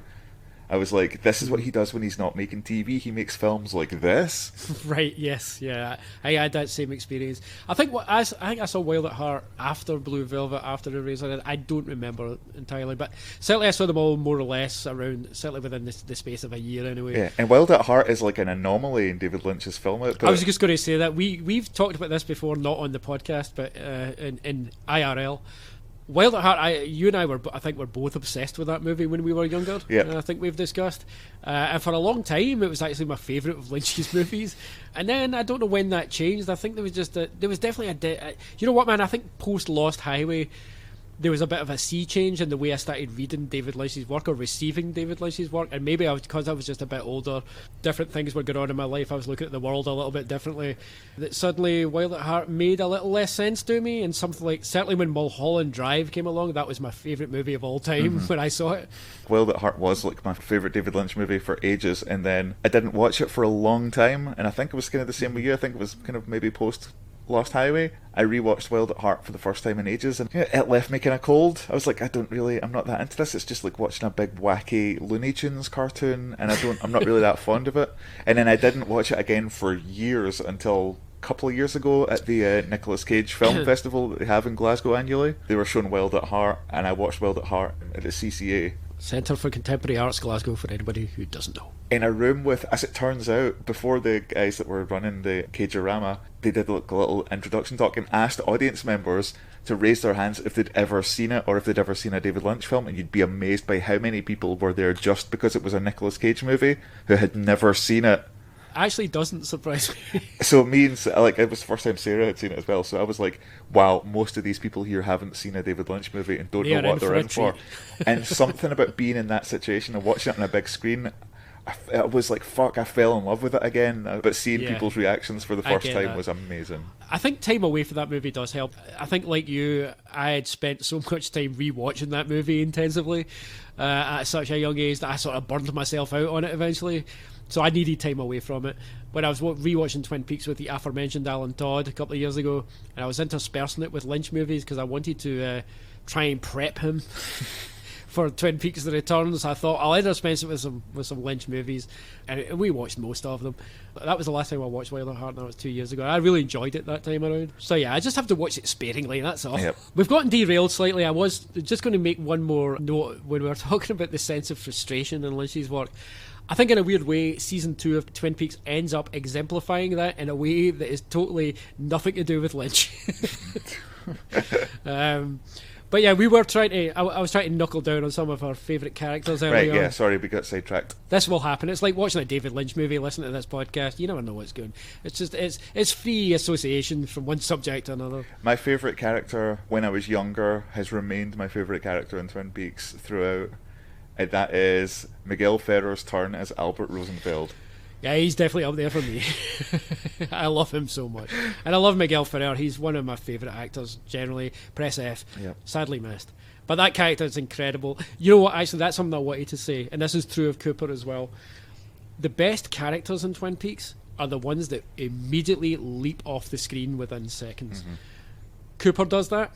The first time we see him driving into Twin Peaks, where he's describing what he had for lunch to Diane, it's just a few lines of dialogue, and it's like, bang, you know what that character's about. And he's such an oddball character that it's incredible to be able to say that, but that script is so well written, and McLaughlin is so fucking good that it's like, okay, I feel like I know who this guy is. Yep, he's talking about lunch, he's quoting W.C. Fields, he's admiring trees, and you're like, is this guy a cop? Is that what it's meant to be? And it's the same with Albert. He turns up and he's just completely acerbic off the bat, and every single line is razor sharp. And it's like, not only is this guy being a bit of a prick, but you have to be careful because he's also super smart. One of my favourite things about the first appearance of Albert is that he's backed by two silent FBI goons.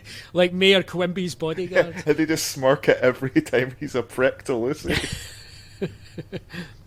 I don't think we see them again, do we? I don't think so. I think they might turn up when he turns up in season 2, episode 1. I think they're back again, but again, it's only one scene and we never see them again. Every line out of Albert's mouth is gold. Part of it is, I think initially, Albert's like the viewer watching Twin Peaks who's like, what the fuck is going on here? Why is everything here so weird? Shut it down. He's been brought in from the real world. Yeah. Another character who immediately leapt off the screen for me, and who I've always loved. And I know a lot of people love to hate him. But you can't fully hate him. Certainly not in the return. Bobby Briggs. Oh, I fucking love Bobby Briggs, and I love everything Dana Ashbrook brings to that performance. he's incredible in that performance. I love his actions in the pilot where he's acting like someone who is so full of himself that his actions actually become, his physical actions are like those of a marionette. Like he can't contain his own ego.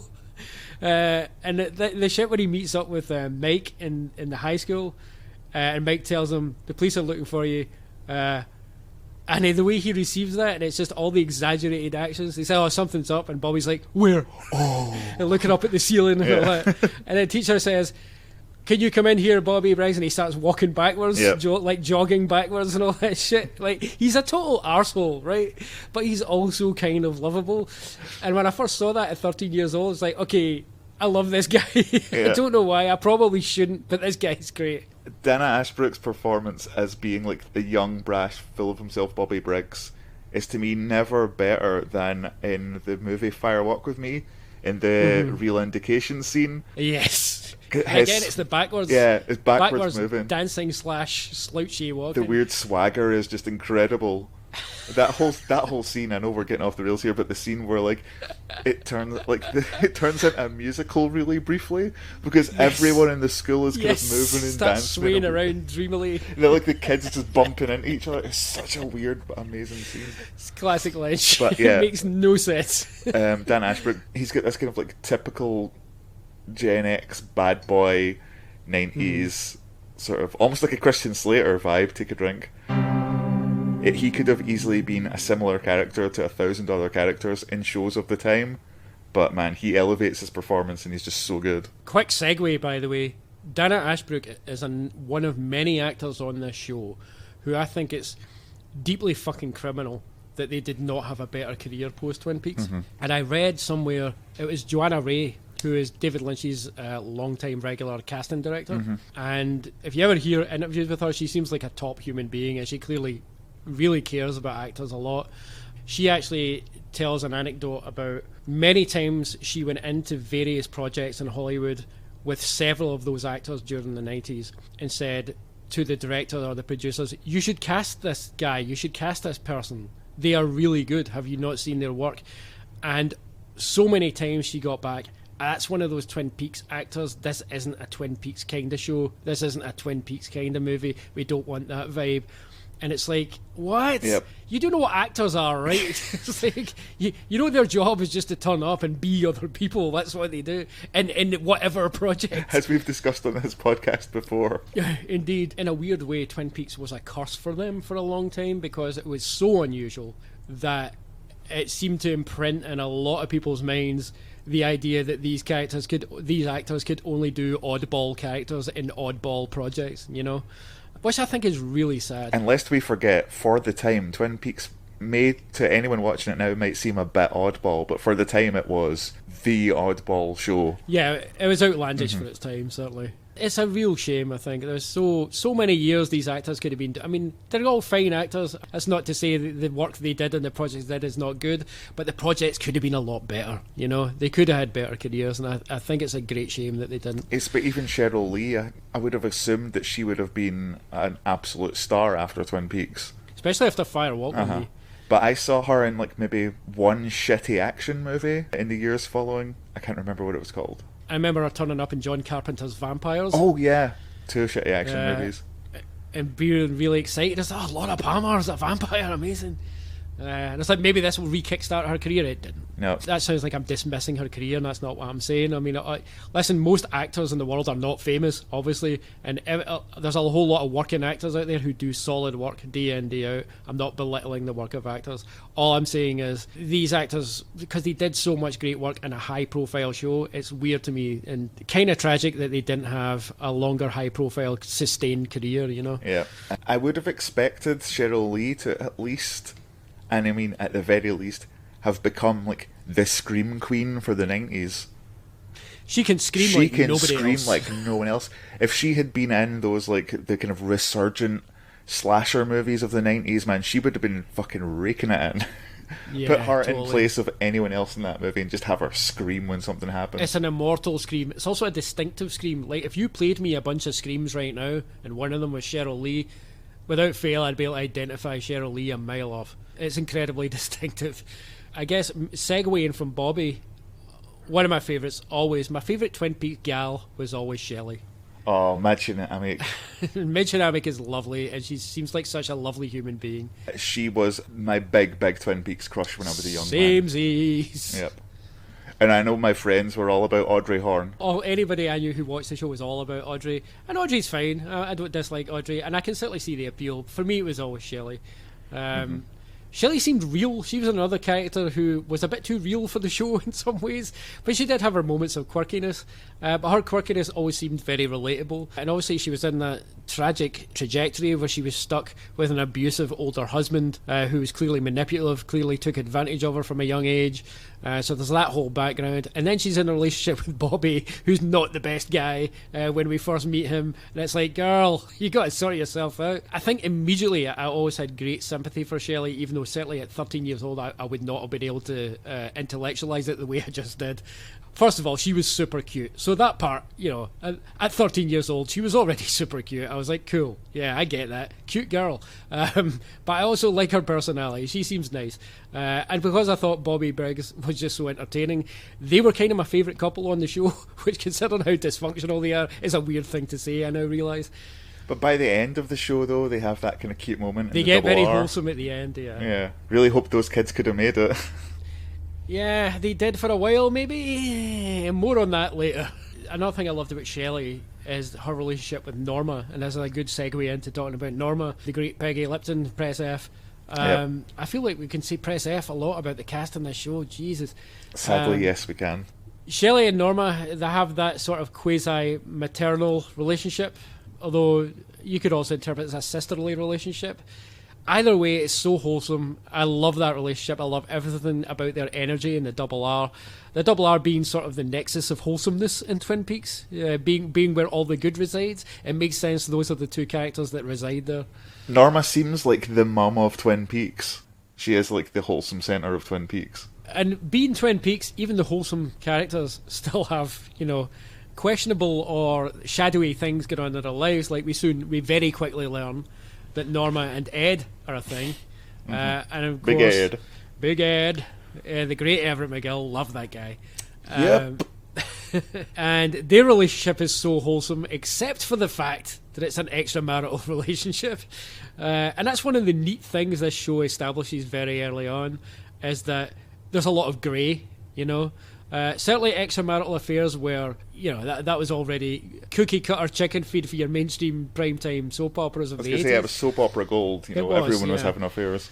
But there's something about these two characters that is so... These characters belong together. The show makes that clear very quickly. And they have saddled themselves with a situation. Like and it's one of the things the show does, explore like their own culpability and their own situation. That they chose this. They chose their own lives, you know, and now they're regretting their own choices.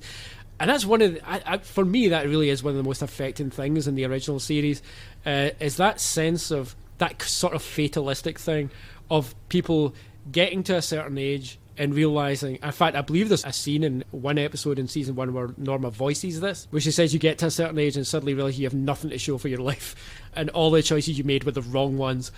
And the show really gets a lot of meat out of that very basic level of tragedy. When you think about how old they're supposed to be in that, though, it's kind of depressing. I know. I remember watching this at the time thinking, oh God, they're so old. Whereas now I'm like, oh no, now I'm like a good 5 years older than they were at the fucking time. Okay. And I still feel like I don't have a fucking clue what I'm doing with my life, but okay. But yeah, the fatalism is exemplified as well by Big Ed. He can't leave Nadine as much as he wants to. He keeps planning to, and then he's just like, I can't, should be fucked without me, essentially. And it's an interesting double-edged thing they do there, because on the one hand, from an outsider's perspective, it would be easy to say, oh, man, Ed, what are you doing? Why are you just continuing with this illusion? And because it would be easy for someone to say you have no respect for your wife if you're only hanging around because of this.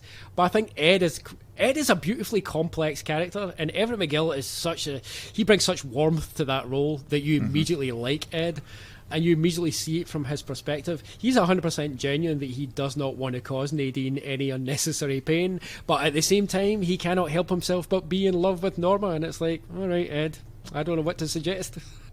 I love how the show kind of rewards him after a while, and they're like, here's your get out. You can get out of this gloveless marriage you have now. A literal Deus Ex Machina right in his lap. And then David Lynch just like rides in the final episode and goes, nah, fuck all that. You'll be miserable for another 25 years, buddy. Jumping ahead here again, but there's so many of the season 2 plot threads that David Lynch just comes in and just goes like, nope, in the last episode. For sure.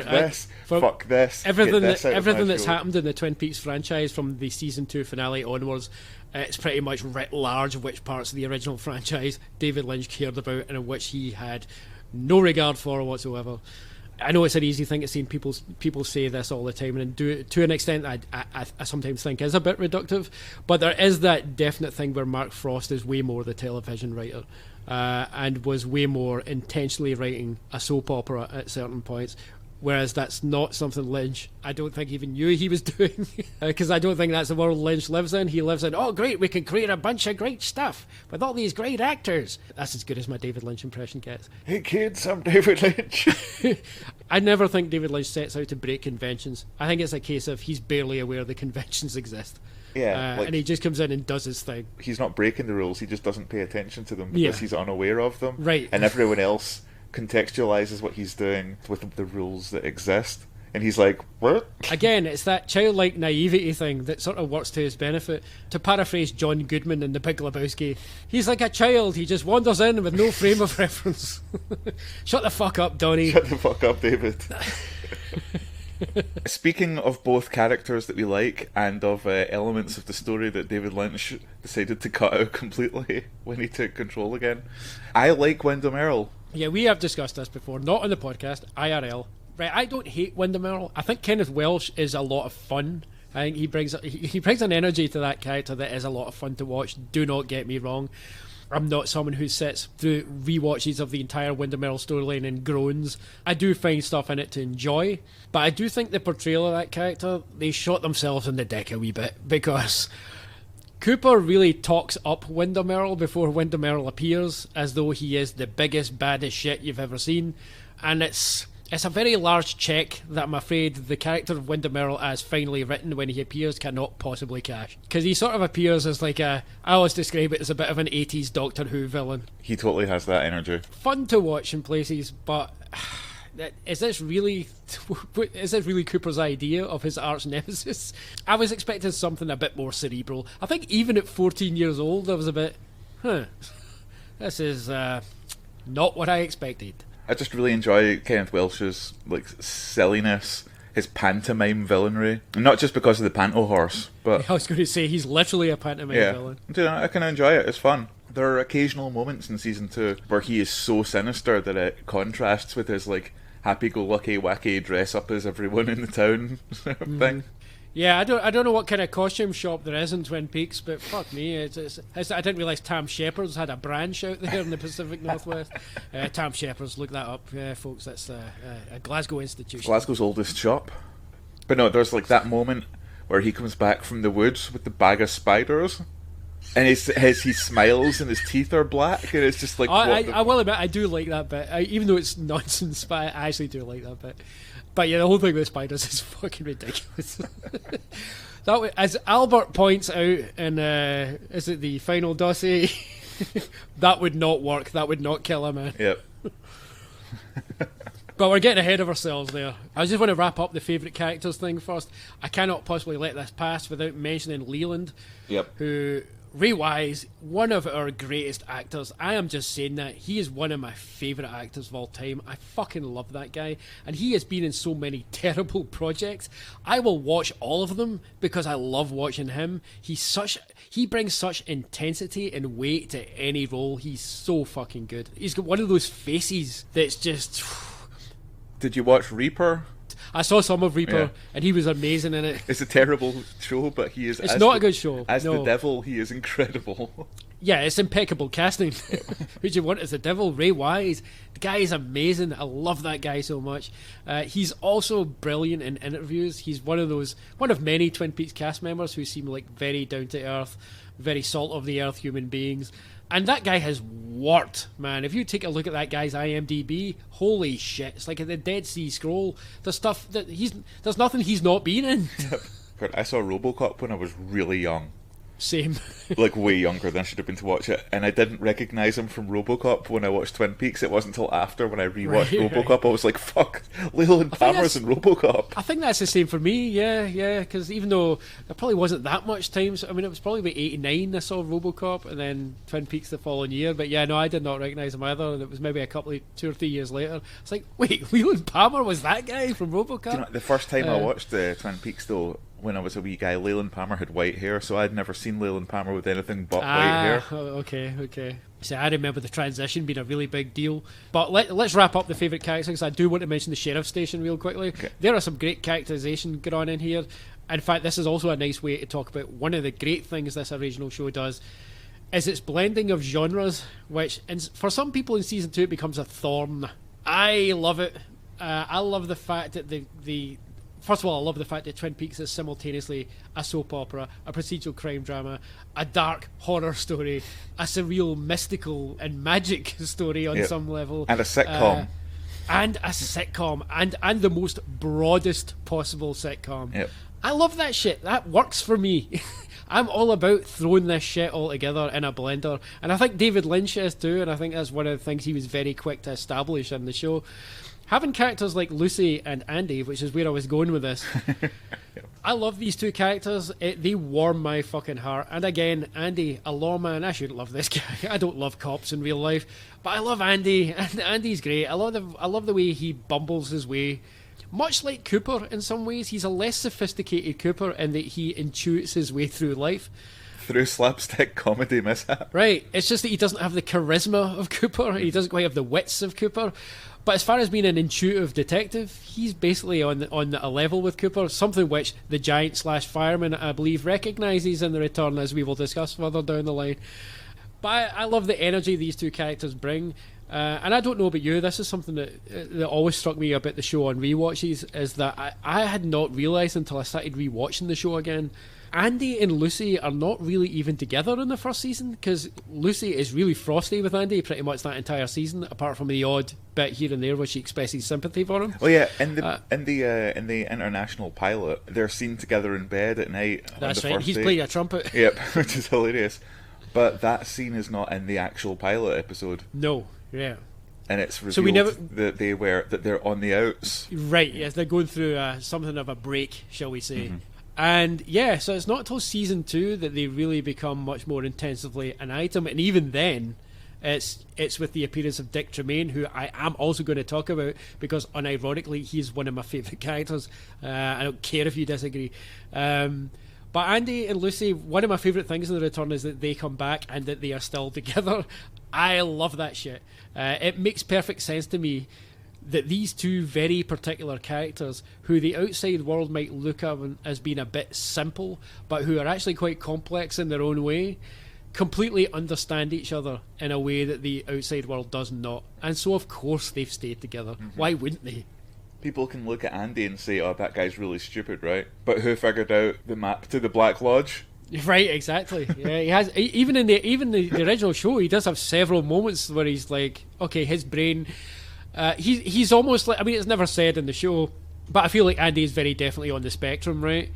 He's got that kind of autistic savant kind of thing going on, where suddenly and that's something that can be handled really badly. Let's be honest, we've seen it handled very badly many times. I sort of feel like, as much as Twin Peaks really heightens these these things in a way that no quote-unquote normal show would, I actually feel like this is actually quite a respectful portrayal of someone that high on the spectrum. To me, Andy is quite he's just functioning enough. I mean, whether or not someone with Andy's particular comportment would ever actually have a full-time job as a sheriff's deputy, I don't know. I can't comment on that. All I know is he's functioning well enough that he gets his job done, and additionally he has these moments of genuine left field thought where he hits upon things that nobody else can see.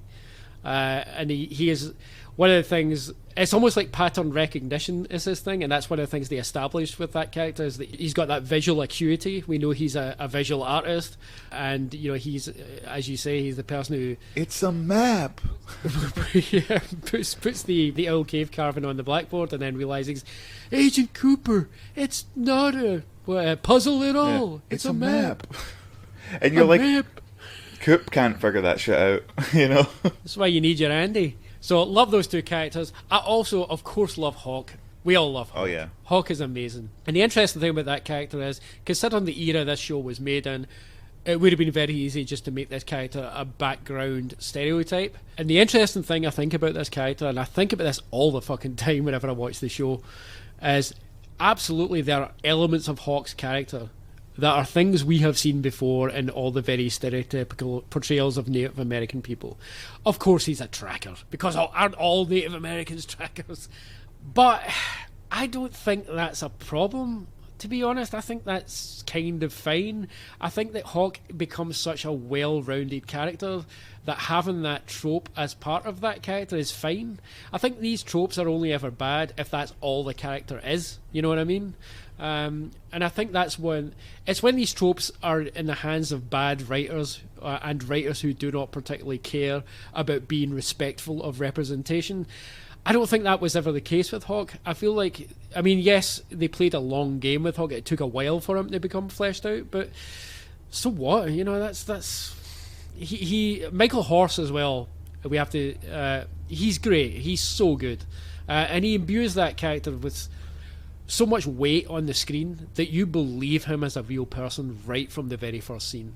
And in the pilot, he's barely a presence, but you feel his presence in that pilot. Do you know, at the moment I can pinpoint when Hawk stopped being potentially just a sort of a cipher, like this kind of stereotypical Native American token presence in a show, and became like this is a character written by people who are writing a character, is when he's talking to Agent Cooper at the bookhouse, and he's talking about all the different kind of afterlives and stuff. So I guess actually the Roadhouse, yeah, it's after Roadhouse. Laura Palmer's funeral. Yeah, and Agent Cooper says, he's talking about the lodges for the first time, and he says, is that where Laura is? And Hawk just says, Laura's in the ground, Agent Cooper. That's the only thing I'm sure of, yeah. So good. He's a Native American man who's very much in touch with his roots, but he's still a very modern man, you know? Mm-hmm. And he's got that level of skepticism, and there's always it's that kind of pendulum that goes back and forth with Hawk, and I love that. I think it's a great aspect to his character. I love the amount of screen time he got in The Return, by the way. It's one of my favourite things about The Return. Yep. I'll say more about that when we go on to talk about The Return, but just quickly here, I do want to say that one of my favourite things about The Return, where the legacy characters are concerned, as I'll call them, is they do really bring that sense of time having passed and lives having been lived and time becoming shorter. And there's something about the sight of Michael Horse with his white hair but still having quite a youthful face. Do you find that? That's just quite kind of... I feel like there's something about Michael Horse as a presence, like he's stepped outside of time in a way. And I love all the weight that brings to that character. Plus, he's not afraid to chuck a big knife into a dude's back outside his jurisdiction. I was going to bring that up, but it is weird how that's never mentioned again. It's like, hey, y'all remember when Hawk just straight up murdered a guy? Straight up killed a guy. But yeah, it's one of the things that I know some critics have brought up, that they overplay the mystical aspect with Hawk. And to be fair, there is a criticism to be made about the fact that the White Lodge and the Black Lodge, as Hawk describes it, it has no bearing on any real-life Native American mythology, and I don't think anybody was convinced that it did. And so I think if the original show was being made today, I think I would prefer they didn't do that, and they actually do something that's more in tune with an actual Nez Perce mythology. But it was made in 1990, guys. What are you going to do? You know what I mean? And it's a fantasy show, so it is, yeah. But you know, there is that aspect of a fantasy show can be a fantasy show and still be respectful of, you know. It doesn't have to be 100% accurate, but it can at least pay homage to real life Native American mythology, which is something and I'm putting this on Mark Frost because he's definitely the one who's interested in this stuff. He didn't see fit quite to do. The Black Lodge, White Lodge stuff, incidentally, does come from other areas of occultism. So we can talk about that further down the line. It's a whole other rabbit hole that we don't have time to go into in this episode. One of many examples of Mark Frost picking and choosing his mythologies and sort of mixing them all together. Alright, is there any other characters we want to quickly mention? Well, you want to talk about Dick Tremaine? Oh, that's right, yes. Thank you for reminding me. Portrayed by national treasure Ian Buchanan. Scotland's national treasure, Ian Buchanan. And I legitimately love that guy. Happy and safe. Hashtag happy and safe. Listeners, that is a reference, if you don't get it, to Ian Buchanan's social media presence, which literally is 100% Groundhog Day. It's like every other day he will just post basically the same thing that he says, I hope all my followers are doing well, stay happy, stay safe. And on the one hand it's like, why do you even have social media? But on the other hand it's like, oh, thanks Ian. Incredibly wholesome. I almost called him Richard there. Do you think? It's part of me just always thinks of him as Richard Tremaine. I know him as Richard. I'm not going to disparage him by calling him Dick. As Agent Cooper coins, are you still seeing this? Dick. I legitimately love Dick Tremaine, and this will segue into our conversation about season 2 and how we feel about it, because I do feel in some ways Dick Tremaine is emblematic for a lot of people on how they feel about season 2. I love Dick Tremaine. I love his introduction. I love the fact that in the middle of this, here's what's particularly ingenious to me about the introduction of Dick Tremaine. And I'm not going to get too cerebral with it, but I believe me, listeners, I could, but we just don't have time.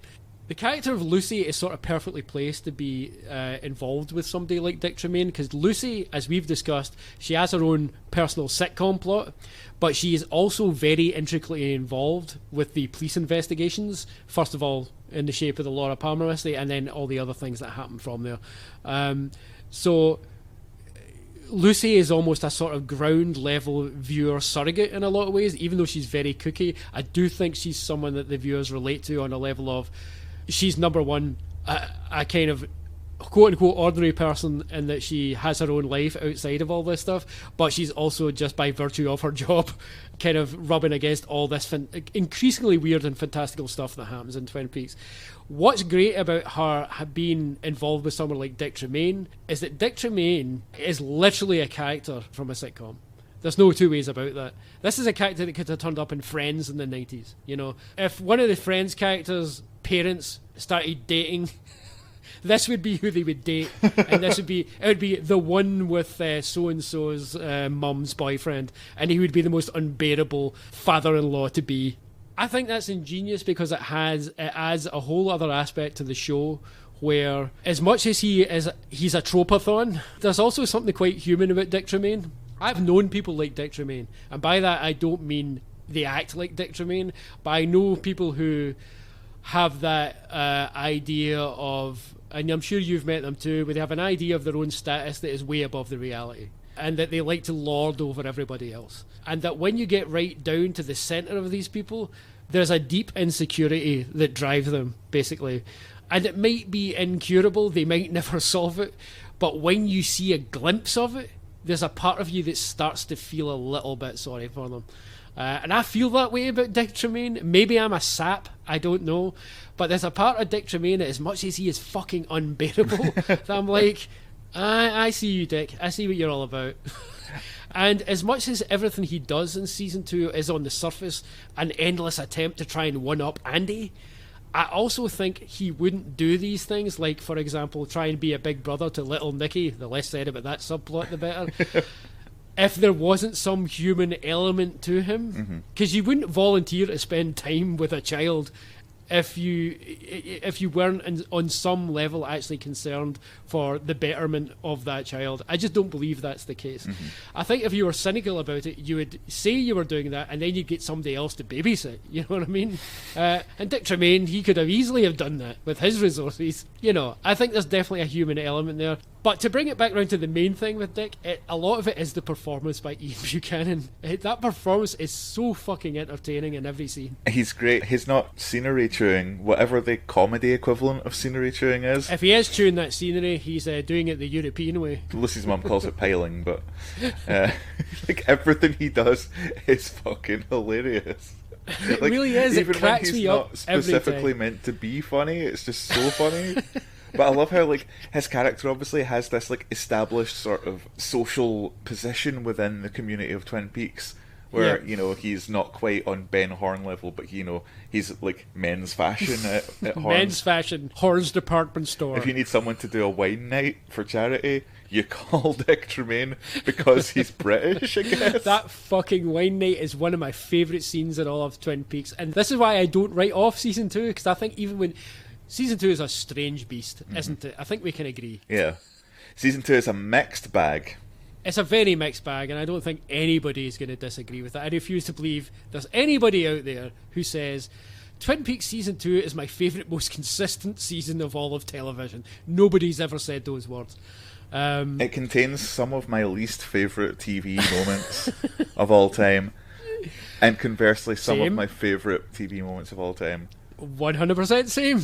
Here's the reason it works for me, though. I never come away from Season 2 saying that I think it's a trash fire, and I know there are people who say that. I think those people are deeply wrong for a number of reasons. First of all, I think a lot of people get Season 2 confused with a big chunk of Season 2. Like, yeah, but a lot of people, I think, assume Season 2 is the episode after the episode Leland dies. From that point onwards, I think a lot of people have got it in their mind that Season 1 ends when the Laura Palmer mystery is solved. That's almost half of Season 2 before we get to that point. There's a lot of great stuff in there. A lot of the most integral lore of Twin Peaks is established in that stuff. We get Ray Wise's exit, which is fucking beautiful. Yep. Oh, by the way, right, let me just jump in here if I may. In preparation for our discussion, rather than rewatch Seasons 1 and 2 and Fire Walk With Me, I just wanted to watch a couple of other reviews of the show, see what other people thought of the original series before we started talking, because I didn't want to cover points that had been covered by other podcasts or other YouTube videos or whatever. There's a channel called What the Flicks, I should say, on YouTube, and I watched some people talking about Seasons 1 and 2 of Twin Peaks on that, and I left a comment, the YouTube comment being, Alexa, show me the worst possible take. Or that Simpsons meme, I need you to the shittiest take you have. No, that's too shitty. Yeah, because there's a moment where they're talking about Leland Palmer, and both the hosts talk about how the show let Leland off the hook too lightly for what he did to his daughter. Bruh, he was literally possessed by a demon, and when he finds out what he did, he dies. You know what I mean? Okay, I might upset you slightly here. I sort of see where they're coming from with that. Bad take, Klaxon. I'm not inserting a fucking bad take klaxon in here, just because someone disagrees with you, James. What is this? Kindergarten? The WandaVision wrap-up episode? Twitter? I will say one of the things that's always bothered me about the original series on rewatches as I've gotten older is I do think Leland gets off a little bit too easily. Perhaps not to the extent that the aforementioned podcasters were saying, but I do think, for me actually, Fire Walk With Me corrects this quite a bit. So it's never been that big a deal for the longest time. Like when I saw Fire Walk With Me for the first time, I thought, oh no, okay, I feel like it's reckoned with that fact. Let's put it this way, I do think it's an obvious criticism to make, and I think not an untrue one, to say that the easiest thing you can do to absolve a perpetrator of a crime is to say they were possessed by a supernatural entity. Serial killers have done that in the past in real life, you know? Mm-hmm. I think it's kind of a weak sauce excuse. But we are watching a show where that is manifestly, literally real. Sure, I understand that. But nonetheless, there has to be a degree of complicity for Leland. And one of my favourite things about Fire Walk With Me, not to jump ahead because we do have to discuss Fire Walk With Me just very briefly, one of my favourite things about that movie is that it does, in my opinion, establish quite clearly that Leland is complicit. He's not an innocent bystander in this relationship. It's not just Bob doing this shit. I mean, the whole thing with Theresa Banks, that's Leland, that's not Bob. I mean, the reason Leland kills Theresa Banks, as portrayed in Fire Walk With Me and fleshed out in the missing pieces, is that it's made quite clear that Theresa is going to try and blackmail him. Bob has got absolutely nothing to fucking lose by Leland going to jail. What does it matter? I mean, he can just go find another host. It's Leland who decides he needs to get rid of Theresa. That's why that happens. So Leland has always been complicit. And my personal reading is, and this, obviously, as we've discussed, the beauty of Twin Peaks and Lynch in general, is that there are many different ways to interpret this stuff.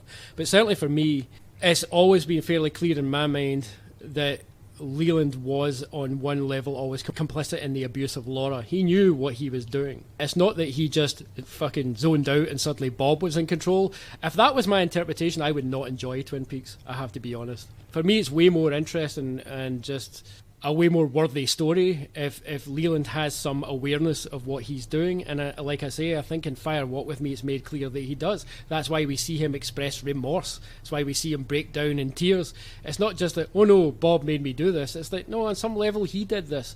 That's what it's about. So you're the Harry Truman side rather than the Dale Cooper side of the belief here then? I will say that line by Cooper in season 2, where they are having the conversation you're referring to, where in the episode where Leland makes his exit, that line by Cooper where he says, "Is it easier to believe a man would rape and murder his own daughter?" I hate that line because it makes me want to punch Cooper in the face, because I don't know how to break it to you, but that shit is happening every fucking day. There are no shortage of these kind of stories of young women and girls being sexually abused by their fathers. Don't know how to break it to you guys, it happens. I don't know why Cooper is framing it as though it's some kind of weird anomaly that can only be explained by the supernatural. That's what bothers me about the whole idea that Leland has to be not culpable in this. For me, Leland has to be culpable, at least on some level, otherwise the story does not work. Alright, okay. I disagree. I think that the story shows in literal terms that he is under the influence of this otherworldly force. And I've always taken it that when Theresa Banks is talking about blackmailing him, that it's Bob is responsible for all of Leland's evil behaviour. Because That I is feel like interesting. if Theresa is going to blackmail Leland and expose him, that threatens Bob's ability to claim Laura as his own, and that's why he kills Theresa. I guess I see that. Because ultimately, the story of Bob is Bob wants Laura. Sure, He doesn't yeah. want to kill her, he wants to be her, and it's not until she takes... Yes, the yeah, only yeah, reason he kills her is because she wears the ring that protects her. I think it makes it a way less compelling story for me. But as we said earlier, this is the beauty of David Lynch. We can interpret it. Let's ask David Lynch what he wants us to think. I know you hate saying what things mean in your films, but am I right in thinking that that's at least in the right area? No. Think about it, there are moments when, I think particularly in Fire Walk With Me, when it is clear that he knows on some level that he's doing this. The bit where he's forcing Sarah to drink the drugged milk, I think is pretty obvious that that's Leland in that moment. I You mean, think? Bob... That's some Bob face right there, surely. No, I disagree, because I don't think Bob has the... I don't think Bob can contain himself to be able to act that patiently. I feel like that's 100% Leland. Because he's eager for fun. But again, you know, I'm it's all talking open to about interpretations. the scene where basically where he's just looking at himself in the mirror and just starts crying and goes through and starts Oh, yeah, apologising. yeah. Like, I don't think my interpretation of it is he doesn't go, "Oh shit, I've been raping my daughter," and then goes and I think he knows, just like he has like our ingrained feeling of something is wrong and I'm hurting my daughter kind of thing is what I get there.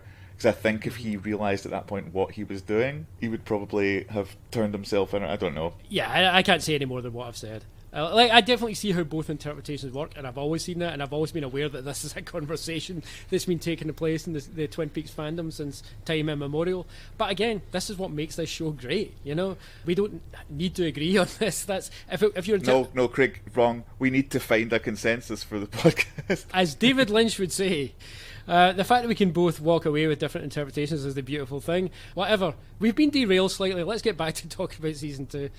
Yeah, so there's that. I think a lot of people make the mistake of when they think about season 2 as thinking of only the bad stuff and that's all season 2 is. We all know that season 2 is about the battle against the forces of evil, like evil personified, which in this case is the James Hurley storyline. Oh, God. Right, okay. Now, in fairness, that is the worst thing in the entirety of Twin Peaks. Can we agree on that? Yep. I don't know why it's there. To this day, I'm like, I don't know why this is here. I mean, they end up writing out the character of James anyway. Why did we need this extended epilogue of James's journey? Oh, God, it's horrendous. It's so bad.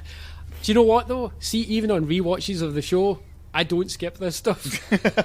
I am one of those idiots who will not skip anything in Twin Peaks. I will rewatch all of it. I have not watched the James Hurley stuff for a long time. Maybe I'm fucking masochist. I don't know. I have to watch every minute of it. It's horrible. It has no redeeming qualities. I'm not going to pretend it does. It's horrendous. It's not only the worst part of Twin Peaks, it's up there with the worst thing that's ever happened on television. It's so bad. And it has no bearing whatsoever on the plot at all. Like, there's no point where James is going to come back and be like, oh, I've learned from my experience and I can help and save people now. It's like, nope. Yeah. They could have... you know how there's that meme of this could have been an email? This entire subplot could have been a phone call to Donna. I think that stuff is so bad that in a lot of people's minds it occupies a lot of space. And so they think, oh, that's all season 2 is. It's like, no, you're forgetting all the good stuff.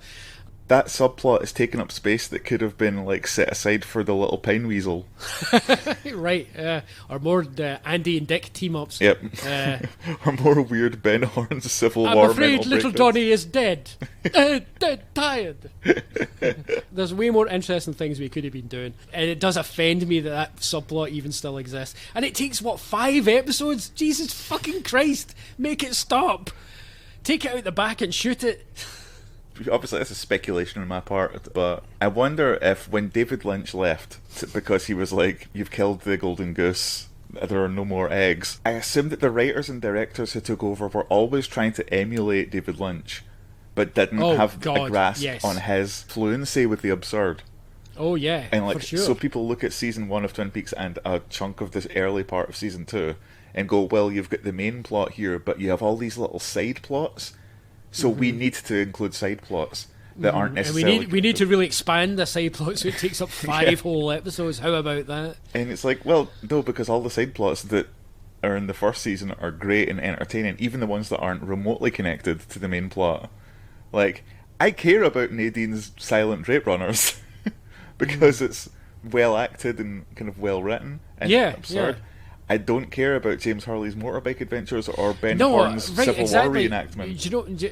You know the biggest folly of season 2 for me is twofold. It lies on 2 laps. The first lap is on the lap of ABC. They fucked this big time by doing what David Lynch says, by killing the golden goose. They fucked this. Second of all, I think, now to be fair, I'm going to try and be as fair as possible. I think for the other writers who were trying to steer the ship in a more solid direction, they had a hard job to do because they had to turn it around really quickly. And clearly, one thing that is very clear when you look at those immediate episodes post the Laura Palmer mystery wrap-up is that show is rudderless for a good 4 or 5 episodes. It is going in no direction whatsoever. And you can see there's a whole bunch of ideas being thrown at it, and that they're all just kind of going, maybe one of them will stick, let's ride out for a few weeks, see how we go. And most of them don't end up sticking at all. Like, the James storyline ends up just being wrapped up unceremoniously, and the whole thing could easily just not have happened, and it would have made no difference to the show. The Andy and Dick subplots, as much as I love those, and I'm going to say a bit more about that in just a minute, yeah, you could get rid of them and it wouldn't make a difference. Actually, here's another thing we need to be real about, and I sort of intimated it earlier when we were talking about the more soap opera-esque characters. The whole stuff with Catherine / Josie / to a lesser extent Ben, because Ben actually branches off at this point and becomes a bit more of an interesting character. That is, if you overlook the whole Civil War thing, which... oh, holy fucking God. But, talk about ill-advised. But, this whole Catherine Josie thing, I don't know about you, I don't give a fuck about any of that stuff.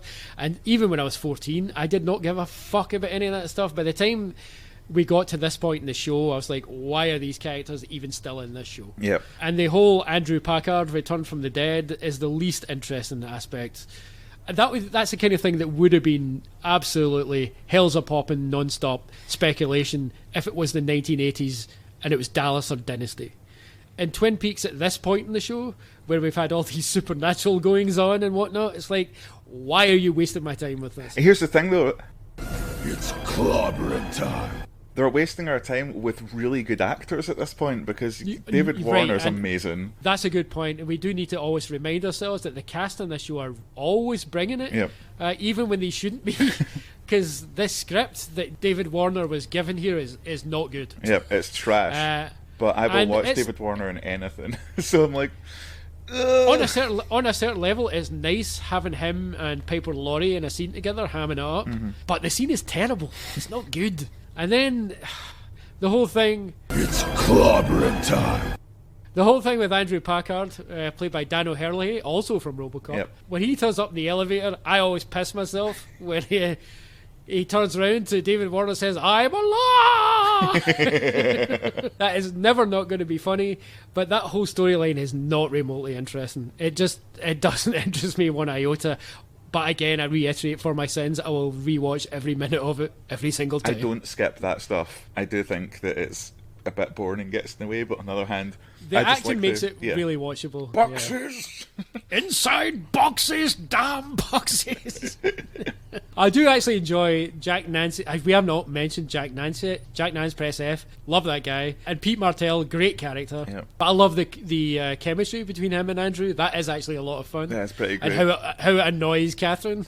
That stuff is kind of fun. When he makes them bacon and eggs with the smiley face. Yeah, like a smiley dog face. And they're pure pissing themselves, and Catherine's like, "Oh, I hate you guys." Yeah, Pete's a prince of a man, more like a court jester. This is the other thing for my sins. I could probably recite every fucking line of dialogue from all 30 episodes of the original series. I've seen it that many times. Yep. The other thing I was going to say, there are elements that people think are bad in season 2, which I contest are not bad. And I've already made my case for some of the Dick Tremaine stuff. I think that stuff is so entertaining.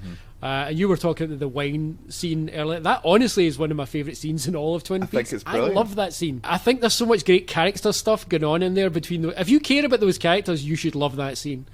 The comedy is gold. I love that. Even though Lynch wasn't really involved by this point, I do think the humour in that scene is very Lynchian.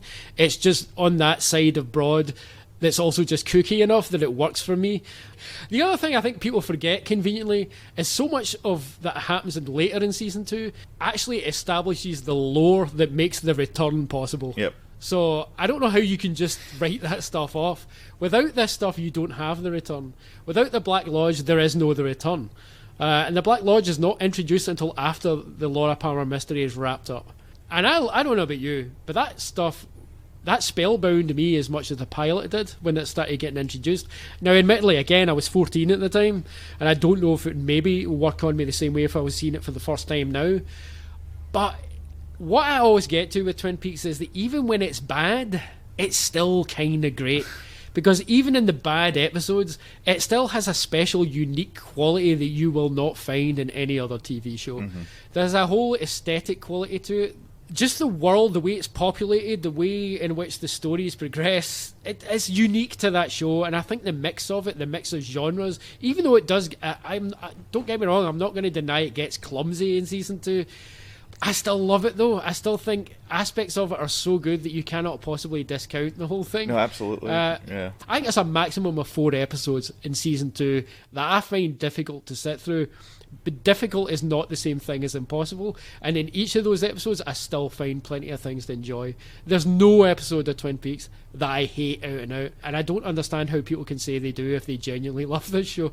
Yeah, the establishment of all the lore around the Black Lodge. I've already said I like Wyndham Earl, but I like all the stuff about, like, you know, the dog puzz and the cave painting, and with the first time you see the cave painting and there's like the little man and the big man, and you're like, it's the giant and the little man from another place. They're on here and stuff, and like all that stuff. Do you know, I would love to have seen the script for the final episode, because I know that the final episode David Lynch basically threw the script out and was like, we're doing this. Yes, quite infamously, yeah. And I wonder what the final episode was originally meant to be. The script is online. What? Have you never seen it? No. The script, it's easy to find online. Oh shit. Dude, believe me, that script is simultaneously really interesting to see, also not good.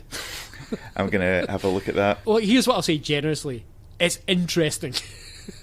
But it's interesting in a very Mark Frost way. And that's not me dissing Mark Frost. I think Mark Frost is a really good writer.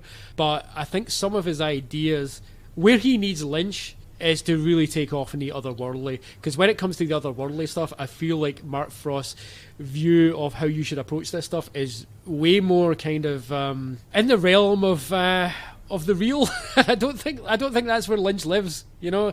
You've read The Secret History of Twin Peaks. Yeah, absolutely. So much of the Twin Peaks lore he tries to ground in that book in the real world and stuff, and it's like, but no, because so much of the Twin Peaks otherworldly stuff is so abstract and so otherworldly and dreamlike that you can't write a book and say this is what this means.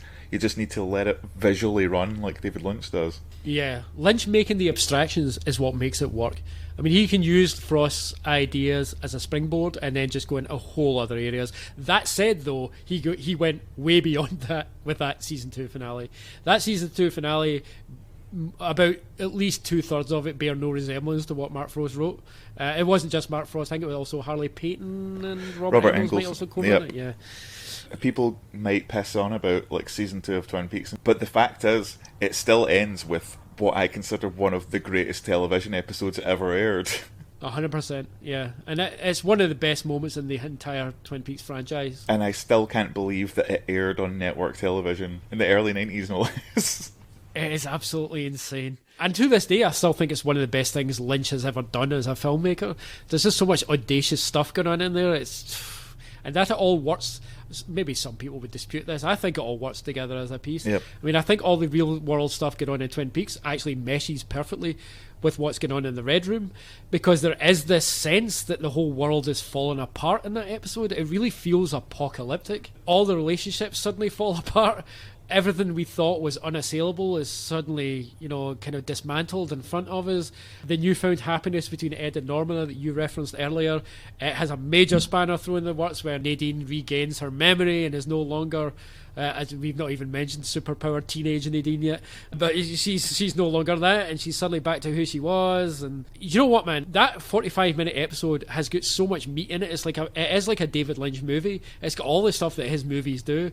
You get that established sense of where characters are, and then there's like this otherworldly, no, now I'm going to swoop it all away from you. And that sense of apocalyptic feeling that you're talking about, that is the moment that Twin Peaks turns from the show everyone knows to the show that The Return is 25 years later. I think that's quite true. Yeah, absolutely. That's the darkness seeping in. The town of Twin Peaks is becoming the town of Deer Meadow. Right, yes. Yeah. Yeah, so season 2 deserves its due as far as I'm concerned. As much as I will happily take the piss out of season 2, but I will also, to the death, defend season 2 against accusations of being a bad season. There's so much in season 2 that is fabulous. Mm-hmm. And a lot of what people think is bad about it, they're just wrong about. And a lot of what people think is bad about is not as big a deal as they think it is. They need to go back and look at it again. Look at that show again, like I have 100 times. Learn to love the little pine weasel. Who's going to become a household word. So let's talk about that finale and where it left us then. Because I remember at 14 years old. Let's bear in mind, this was before I'd seen Eraserhead. This was before I'd seen Blue Velvet. Before I'd taken that deep dive into David Lynch. To me, David Lynch at this point was still just a name associated with Twin Peaks, yep. And whom I retroactively realised had made a couple of films in the 80s that I'd seen a few years previously, which were not on a par of otherworldliness with anything going on here. Okay, so here's a vivid memory. I do remember when that episode ended. And bear in mind, this was an era before we got used to the Nick Fury appearing in the post-credits sequences of MCU movies. When those credits rolled, I was like, there's going to be something else, right? There's going to be something else after these credits. But no, we got the Lynch Frost logo silent this time, yeah. Without the lightning. And I was like, no. That left me with such a hollow feeling. I was like, no. In a way, you were right. There would be a post-credits sequence, but just not until 2014 when you got to see Coop getting put back to bed in the missing pieces of Firewalk with Me. And then that was it. So many questions about that scene. I'll come to that in a second. But yeah, I remember I don't think I recovered from that episode for a good month. I remember just walking around in a daze going, what happened? What happened though? Does that mean Cooper's possessed by Bob? What's going to happen now? He's going to start killing people? we're never going to find out, are we? It's not coming back. And I remember being very sure at that time I was never going to get more Twin Peaks. I was like, that's just not going to happen. And I remember being certain of that. Yeah. But just walking around going, that's what we got. That's it. That's the end. I was disturbed. I was deeply disturbed. I don't know about you, but for me, like during the intervening 26 years, because I was so immersed in the show, I dreamt about Twin Peaks a lot. And to this day, I still dream about it. But particularly like in my teens and early 20s, I would dream that I was in Twin Peaks, or I would dream that I was watching a new version of Twin Peaks. I would have all kinds of dreams like that. But all of those dreams would be haunted by that final scene where Cooper, with the blood running down his face, saying, "How's Annie?" Because that shit disturbed me so much that I would see it in dreams so often. And it would, I mean, the way dreams are, it would also be a bit warped and a bit different. Yep. But it was always there. It was always there. And I would wake up and go, "Fucking Twin Peaks, man! Why won't it go away?" I know the feeling. I remember a few years after, when the X-Files had been running for, like, I think it was during season 1 or season 2. I don't know why there was speculation in the press that one of the season finales of the X-Files, it might have been 2 or 3, was going to be a Twin Peaks crossover, and they were going to resolve Twin Peaks with the X-Files, and I was like, what? Were they going to reveal that Fox Mulder was secretly Denise I was Bryson? going to say, like, was David Duchovny going to do a dual role? That would have been amazing. Oh yeah, lest we forget, right? Twin Peaks was one of the first mainstream TV shows to also feature a trans character just as a matter of course. Yeah, and to this day, I think it's still one of the most positive portrayals. I mean, there's some aspects of it that perhaps could be refined, but the fact that it still holds up as well as it does 30 years later is pretty incredible. Yep. You know, very recently I listened to an interview with David Duchovny where he was talking about this, and he was saying, like, the reason that character worked for him, the way he approached it, was he knew it wasn't being played for laughs. Mm-hmm. That Denise was walking in as an authority figure, and so they had to respect her, and that's how he approached the role. And so there was never any question of this being a comedic character. The character could be funny, but you were never laughing at her per se. You would be laughing with her, you know? Yeah. And I think that's really clear. Like, Denise does have a few good wisecracks in the few episodes she's in, and it's quite true. You're not laughing at her, you're laughing with her. There's never any laughs at her expense. I think the only thing, and it's something that I have heard people talk about when they do pick up something they're a bit uncomfortable looking back at it, is that, first of all, now, if the show was being made now, you would just cast a trans actor. I mean, that's the first thing. Yep. But obviously, this was 1991. What were you going to do? The other thing is that there is that one with Hawk, who seems a bit kind of unsure. Like, he won't shake Denise's hand. I will admit, on rewatches, that is something that stands out to me. I'm like, of all the characters, I feel like Hawk should be more accepted. Yeah, which, given Native Americans have historically had the existence of a two-spirit true phenomenon. spirit, yeah. So that could have been done better. But again, it was 1991. I still always love the line, I may be wearing women's clothes, but I still pull my pants on one leg at a time, if you know what I mean. One leg at a time, if you know what I mean. Not really. And then, yeah, and I love the reiteration in The Return when there's that line Gordon Cole has when he's talking to Denise. It's just like, people were, I can't remember the exact line. Your colleagues, those clown comics. Yeah. I told them to fix their hearts or die. Fix their hearts or die. Yeah, so we got derailed there slightly by Denise talk, but yeah, so the idea of Twin Peaks stuck with me for so long after that. And Twin every Peaks time stuck with me. That was the unmade people. That was the next part of the trilogy that David Lynch planned. Every time a TV show came on that was clearly inspired by or wanting to be the next Twin Peaks, I would voraciously watch it, regardless of quality. I watched all of Wild Palms. I watched all of American Gothic. I watched most of the X-Files. You know, I've never seen Wild Palms. I did watch American Gothic. Wild Palms was interesting as a product of its time, and clearly Oliver Stone going, I mean, David Lynch did it, so I guess Right, making yes. TV's okay now? And being like, I've not seen it for about 20 years. It might actually be worth doing a rewatch of Wild Palms just to see how bad it holds up. Yeah. We discussed this in our very first ever podcast episode. But for me, the 90s was a non-stop period of TV disappointment because Twin Peaks had kind of spoiled me. Mm-hmm. I left Twin Peaks sort of, not consciously, but certainly unconsciously expecting that TV would be different from then on in, and it just sort of wasn't. Don't get me wrong, I don't deny that the X-Files was certainly a watershed moment in its own way. But it did not push the envelope in the way that I wanted it to, I think. Mm-hmm. It didn't go far enough for me, and so I just wasn't that interested in it. And so I stopped watching telly in the 90s listeners, if you've not heard our very first podcast, you can go back and hear my reasons for this. But yeah, there was a lot of 90s telly that I did not watch until like over 10 years later, because I just sort of tuned out of it. But Twin Peaks ruined me. It did. I just kept expecting the stuff to be as audacious as Twin Peaks, to kind of captivate me in the same way, to be as cinematic, to be as sort of to surprise me, you know, to really drag me into something I'd never seen before, and nothing really did that. Until quite late on in the game. So yeah, that was kind of my journey post Twin Peaks. One of disappointment. No, it's funny to think, because I'm sure, if I remember correctly, I'm not going to bother like consulting the Hamilton about this right now, but she can correct me if I'm wrong. Sam Raimi was the driving force behind American Gothic. Yes, that's right. Oliver Stone was the driving force behind Wild Palms. So it seems like immediately following Twin Peaks, like Hollywood filmmakers were like, we should dip our toes into TV now, because this seems to be there was a period in mid 90s where that definitely was happening. For whatever reason, it did not quite take off though. Yeah. And I think, well, I say for whatever reason, I think the reason is actually quite a prosaic one. I think it's because of the same forces that sort of killed season 2 of Twin Peaks. I think post Twin Peaks, a lot of networks were just very nervous about doing that kind of thing again.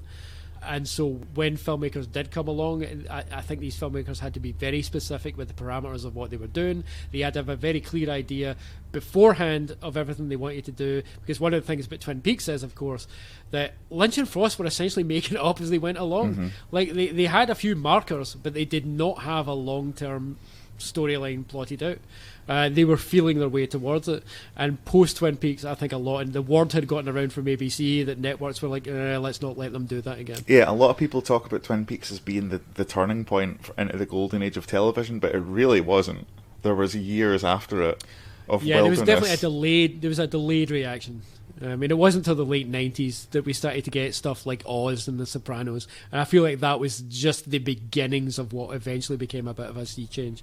But even those programs, The Sopranos particularly, were heavily influenced by Twin Peaks. It just took that time for it to actually soak through, and for creators who had grown up influenced by Twin Peaks to be able to make their stamp on TV. Alright, so let's talk about Fire Walk With Me. That came out in 92. How and when did you see that? I saw it as soon as it was released on VHS. Fun story for me, it was the first 18 certificate movie I ever saw in the cinema, and I was 15 at the time. Take that, the man.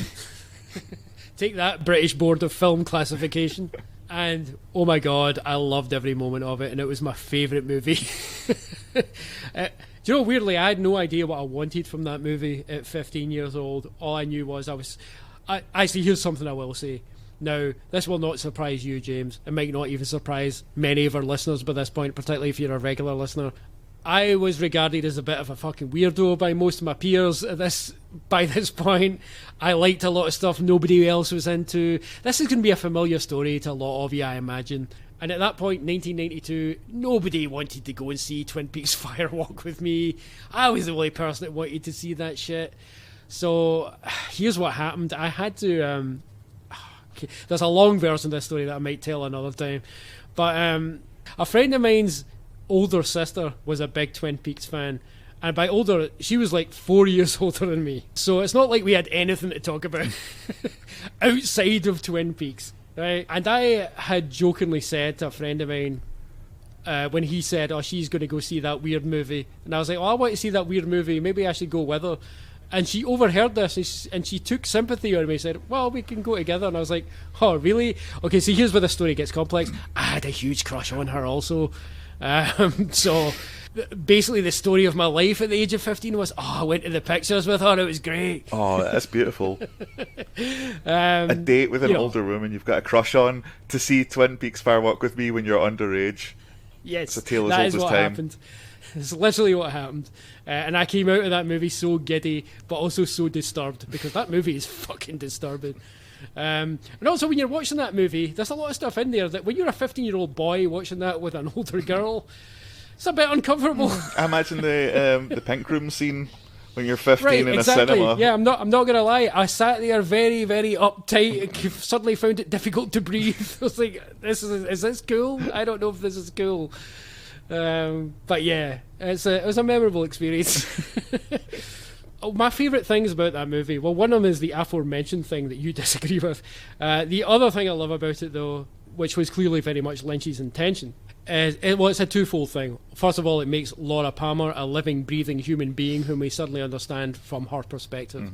And it really gives Laura Palmer agency in her own story, which is something that we did not really get from the original series. It's intimated in one episode in the original series. There's no meat from it, you know. Fire Walk With Me really gives us that time. Before Fire Walk With Me, we've heard a lot about Laura Palmer secondhand, but Fire Walk With Me was really like, here's the character, and her struggle is heartbreaking. Cheryl Lee's performance in that film is off the chain. Yeah, and it's where it becomes very clear, the thing you intimated earlier, that her death is actually an act of resistance against Bob and against her father and against the forces that are coming down on her. Man, it's dark as fuck, but it for her, that final scene where she sees the angel, for me, will never not be so transcendent that it yanks tears from my eyes. And I will say this, I don't particularly relate to Judeo-Christian imagery. I find it all a bit trite, and if you show me an angel in any context, I'm a bit, That's maybe the one instance in all of cinematic history where the sight of an angel actually brings me close to tears. Yep.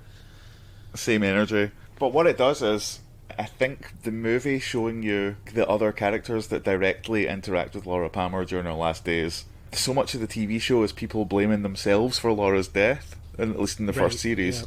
And then you see everyone interacting with her during the film, and you kind of see a bunch of people overlooking what she's going through and not helping, to a point where when you watch Laura Palmer's funeral scene in the first series again, with after Bobby's having speech, and Bobby says, "You want to know who killed Laura? You did. We all did." It's like, fuck, Bobby was on point. Bobby was fucking right. Bobby was on point. And actually, that's one of my favourite... I'm glad you bring that up. It is one of my favourite things about Fire Walk With Me, is the way it made it clear that probably of all the people around Laura, Bobby actually understood her best. And I think that's why it makes sense for when we go on to talk about the return. He actually has, in some ways, the most growth of most of the legacy characters. It does sort of make sense. He's the one who had to come to terms with not only all the bad shit he did as a young man, but also the fact that he had this whole weight of knowledge on him that nobody else had at that point. Yeah, I do think that it's one of those things that movie is never not beautiful when it's also not being painful. You know, those two things are inseparable. I rented it and watched it on a Saturday night, just after it came out on VHS. So I must have been, 12 or 13 when it came out. And and I remember being a bit surprised because I didn't know anything about it other than it was a follow-up to Twin Peaks that David Lynch had made. And I was like, oh, this will be a nice wee sequel that explains stuff. And I was like, oh, no, this is a prequel. And then I remember, even at 13 or 12, I can't remember again the date, but I remember going, oh, David Lynch has made a horror film. Right. Yeah, and being absolutely fucking terrified of that movie. And to this day, I stand by it being one of the best horror films ever made. I 100% agree. It's probably the scariest horror movie that's not billed as a horror movie. Yep. Yeah, there's moments in it, even still to this day, when I see them, when I know they're coming, because obviously I know they're coming because I know that movie inside out. I can feel myself tensing up when I know a certain moment is coming. One of the things that always sticks in my head, and I remember the first time I saw it, I jumped out of my seat in the cinema, is the bit in Harold's house where Laura grabs him and recites the Fire Walk With Me, and you just get that brief close-up, like Dutch angle shot of her face, bleached white with the black lips, going me. Yeah, I cannot see that and not cringe. It's absolutely fucking terrifying. By the way, segue slightly. Here's why for me, the thing we disagreed on earlier, why my interpretation works for me, because for me that's got nothing to do with a supernatural influence on Laura. That's more Laura recognizing her own darkness, you know, and that for me is why that scene is powerful. Although I'll admit that's not what I was thinking when I saw it at 15 years old. At 15 years old I was thinking WTF with Mark Maron. Cinematically though, there's so many moments in that movie that it's some of the best horror filmmaking. It really is. The way the whole relationship between Leland and Laura in that movie is handled is, I've not seen that kind of thing done anywhere near as precisely with the same level of commitment to the emotional detail in any horror movie. Yep. You know? And there's no shortage of horror movies where you have these kind of relationships. Fire Walk With Me does it in a way that's 10 times more terrifying than just about any other movie I can think of. Absolutely. and foundation it lays. I know people who've never seen Twin Peaks go, should we start with Fire Walk with Me and then watch the series? And it's like, no, you have to watch it in order. Because, yes, it's a prequel, but also it's a spoiler-filled prequel. It also is a sequel, and you won't understand anything that's going on in it. Yeah, it is in parts a sequel, that's true. Yep. I actually, when I rewatched it a couple of years ago with Alan, I toyed with the idea of not watching Fire Walk With Me first, but watching it after the episode where the Laura Palmer mystery is wrapped up, because I sort of liked the idea that it does draw a line under that storyline, and we do get that wonderful brief scene with Heather Graham in Laura's bed, who at that point, we've not met Annie in the show yet. Yeah. But I quite liked the idea of showing Alan that, just so he'd go, who the fuck is that? And then for her to turn up and him to go, I eventually decided against it, though. We eventually just watched it in release order. But there is a part of me that's like, I would like to try that again with somebody else, maybe, if the first time they see it. Oh, yeah, that's the other thing I was going to say before I move on. I was going to say it's a twofold thing Lynch is doing with that movie. On the one hand, he's giving Laura Palmer agency. He's also kind of purposefully saying, that show you like is not the show you thought it was. And he very explicitly does this in the opening of the movie. With the TV getting smashed. The TV static. Yeah, and then the TV getting smashed, which we later learn is during Teresa Banks' murder. That's ingenious. It's one of those simple, ingenious things that Lynch does. It's like, oh yeah, you're not in the TV anymore. Here's a quick factoid for regular listeners of the podcast who are aware of our podcast logo. You all seen the no thanks guy with the Society mask on, but the static behind him on the screen is the static from the opening of Fire Walk With Me.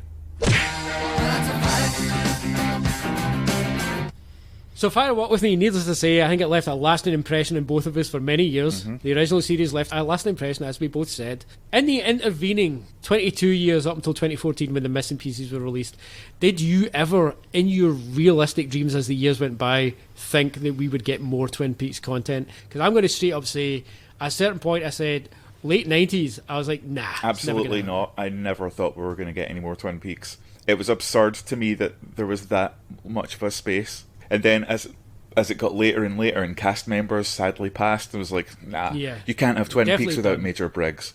You know? Right, exactly. We're never going back there. One of the reasons I was so excited about... Do you remember when there was the whole campaign to get them to release the Fire Walk With Me deleted scenes? That went on for years, man. Was it Canal that owned the missing pieces? I think it was New Line Cinema that initially owned them. Was it Canal that bought them from New Line? I think it was Canal that bought them from New Line, yeah. I think that's the way it went. That went on for years. I remember halfway through that campaign, again, thinking, alright, we're never going to get these. Yeah. It's not going to happen. And then when it happened, I was like, holy fucking shit. Like, seeing for the first time the fully fleshed out David Bowie as Philip Jeffries stuff and all the weird shit in the room above the convenience store. It was like seeing a whole new David Lynch movie for the first time. I was like, this is amazing. It was the first time I understood what Philip Jeffries was doing in the film. Do you know what? Same. Yeah.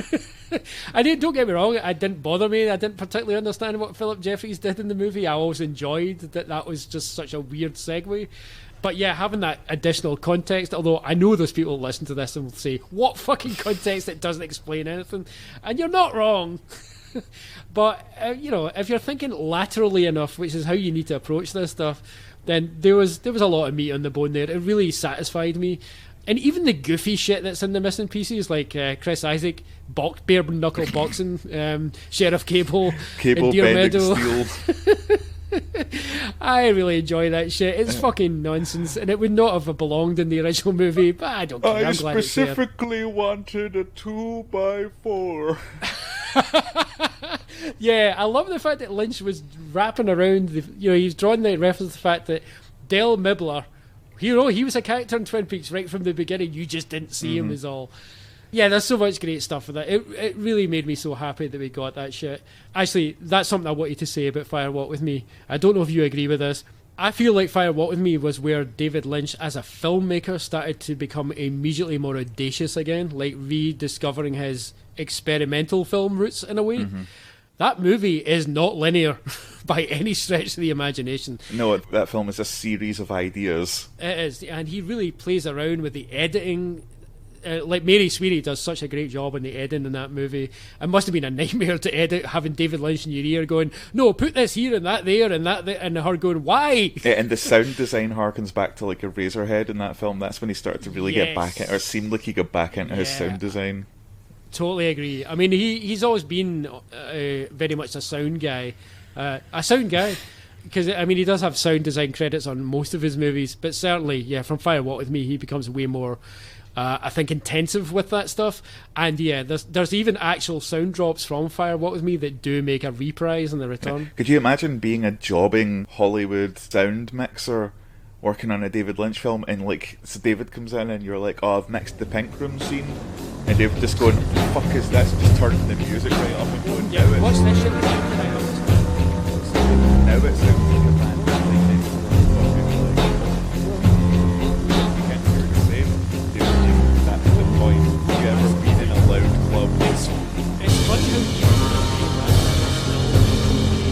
still just don't see that. And I love that scene, well, for many reasons. You know, we could probably continue this conversation in another episode because I know we're very short of time right here.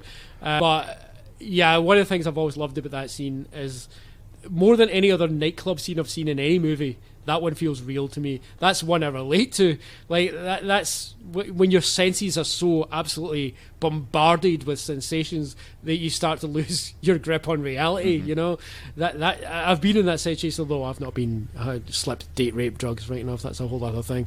By the way, Moira Kelly, the one true Donna, I don't give a fuck. Oh yeah, absolutely. Moira Kelly is Donna. No shade to Lara Flynn Boyle. I think she did a fine enough job in the original series, but Moira Kelly all day long. She's another actor who should have had a better career. All right, so that was the missing pieces. Let's wrap up real quick and talk about suddenly how our expectations were completely bamboozled when we saw the Georgia coffee adverts. Oh man, this Georgia is damn fine coffee. It's true. Oh, they deserve their own podcast. We'll come back to those at a later date. We'll have a special Georgia Coffee ads episode. But when both Mark Frost and David Lynch tweeted simultaneously, that show you like is going to come back in style. James, where were you mentally when that happened? I freaked out. I've never been so happy for a while. I couldn't believe it was happening, and then I finally accepted it was happening, and then David Lynch said it wasn't happening, and I was so sad. And then, That's right. And then David Lynch said that was a roller coaster. And then he said it was happening again, and I was, from that point on, my life was a countdown to the return being on. Same. And we should just specify for the listeners that if they've not got this already, if you've not listened to previous episodes, this was a big deal for us between 2014. Oh my god, that was such a long wait. 2014 that was announced, and then it was 2017 we eventually got the return. And you and I kept talking about it all through that 2.5 year wait, however long it was, going, what do you think it's going to be? What do you think it's going to be? How's it going to look? Who's going to be back? What's the story going to be? I think, by the way, and this is what I wanted to get at, I was going to ask you, and I know some of your answers because we talked about it at the time, but what was going through your mind as to what Twin Peaks, the new Twin Peaks, was going to be? Because the big thing in my mind was, I don't know how you continue that story. I've no fucking idea how you do that. So how do you do this? There has to be... Lynch and Frost have to have something major up their sleeve here that they feel they can progress with this franchise. They wouldn't do otherwise, because it can't be a cash cow, because Fire Walk With Me bombed. That's something we've not mentioned. Fire Walk With Me bombed at the time. People fucking hated that movie. I didn't. Me and my 19-year-old quote-unquote date at the time loved it, but people hated that movie. Critics hated it. Fans hated it. That film was the Fiona Apple of movies. That film got lambasted, and it wasn't until 20 or so years later that people started to really appreciate it. And I'm saying people, with the exception of Mark Kermode, who fucking stood by that film from day one. Yes, he was always very vocal in support of it. I had no fucking idea what to expect from The Return. No, same. Listen, all sorts of scenarios went through my head, because that's what happens, right? You can't help yourself. I remember there's a version in my head, people will enjoy this, I had assumed Justin Theroux was going to turn up because he seemed to be Lynch's guy at the time. So Justin Theroux will be a new FBI agent, and he'll turn up and he'll investigate. He'll turn up at Glastonbury Grove, and you know, you'll figure out what's going on. And I just figured that's how it was going to go. I don't know why. Like, right, here's a weird thing. I know this is crazy, but I kind of thought maybe Twin Peaks: The Return was going to take place mostly in Twin Peaks. What an idiot I was. I had the similar thoughts. I was like, it's called We Twin were so Peaks. naive. I think things got even more complicated when they released that cast list. And then I was like, who the fuck are all these people going to play? Jim Belushi? Yep. What? Trent Reznor? Right, that's the other thing. Some of the Eddie Roadhouse Vedder. performers were actually listed as actors. Like, nice hoodwinking there, Lynch. Yeah. So I was thinking, are these people actually going to turn up as residents of Twin Peaks? Because that's going to be weird. Sky Ferreira, I was really excited about. Insert heart emojis. Insert isn't she lovely? I love Sky Ferreira. I wish she'd return. Fuck you, Capitol Records. Release her from her contract. God damn it. Let her release her music, you pieces of shit. But yeah, I was really curious about. I actually had it in my mind she was going to be Bobby and Shelley's daughter. That ended up being Amanda Seyfried, which Amanda Seyfried did a great job. That's fine. I can see how that makes sense, but I still like my version better. So that cast list was insane, and I just remember speculating about it incessantly, internally, going, "Who are these people? What's going to happen?" We will come to, however, how that eventually turned out in the next episode. I think we're going to do our first Twin Peaks: The Return rewatch next time. Is that correct? So what's going to happen from here on in? We're going to watch the first 2 episodes of The Return, just as we did back on, was it the 21st of May 2017? Yep. Does that sound right? Sending each So other we're messages, cackling like idiots. Yeah, we exchanged a lot of messages on Messenger about how much we were both reveling in the experience of those first 2 episodes. It was such an exciting time. But yeah, we're going to expand on that on next episode. But we're going to be revisiting those first 2 parts on our next podcast. And from there on, we're just going to take as deep a dive as we feel like on The Return, but certainly 2 episodes at a time. That's how we're going to roll with it. And if you want to join us, we would be more than happy for you to come along. Yep, it's going to be a journey both wonderful and strange. So don't stop believing, because that's what you have to say in relation to journeys. And then we just end the podcast there like the last episode of The Sopranos. Don't stop.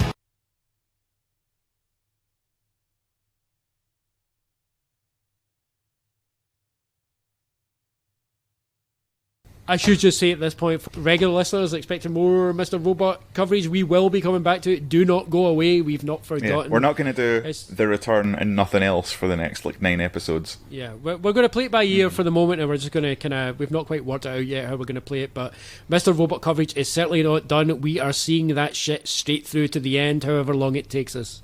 In the meantime, though, thank you to our listeners. If you're enjoying what you're hearing, please, please, please, to quote Fiona Apple, do leave us a like, a review, a comment on your podcast provider. It really helps us. Tell a friend, spread the word. And yes, if you are a regular listener of the podcast, or even a first-time listener, if you've enjoyed what you've heard, please do give us a review on your podcast platform of choice. That is the biggest thing that helps us. It makes us more visible. It helps us grow. And please keep listening. And if we're doing stuff you like, we'll try and keep doing it. We're here for you. Was that an E-Code advert? I think so. Take a drink. How the tables have turned. My coffee is getting there, Craig. How's your wine looking? Well, James, to paraphrase the log lady, who weirdly we haven't even mentioned on this podcast, we better rectify that next episode. My wine bottle has a message for you, and that message is, that's half the bottle. Toodle pet.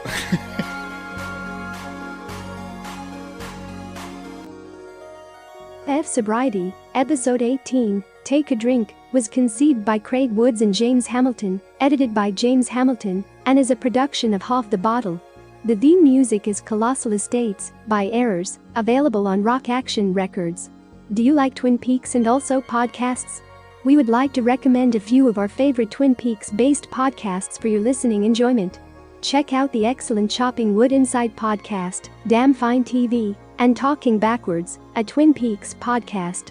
If you like what you hear on fSobriety, then you'll love these podcasts. They're just like us, but without the meandering musings on pop music and left-wing politics and, what does this say? And without the needless interruptions by a salty AI. Who wrote this script? Craig? James? Was this you? Fuck you, ungrateful clown shoes. If any of the aforementioned podcasters want a very talented voice-synthesized AI on their show, hit me up. Check out their links in the podcast description. As ever, we're on Facebook, Twitter, all the usual socials, YouTube, whatever. This might be the strangest end credits of the podcast to date.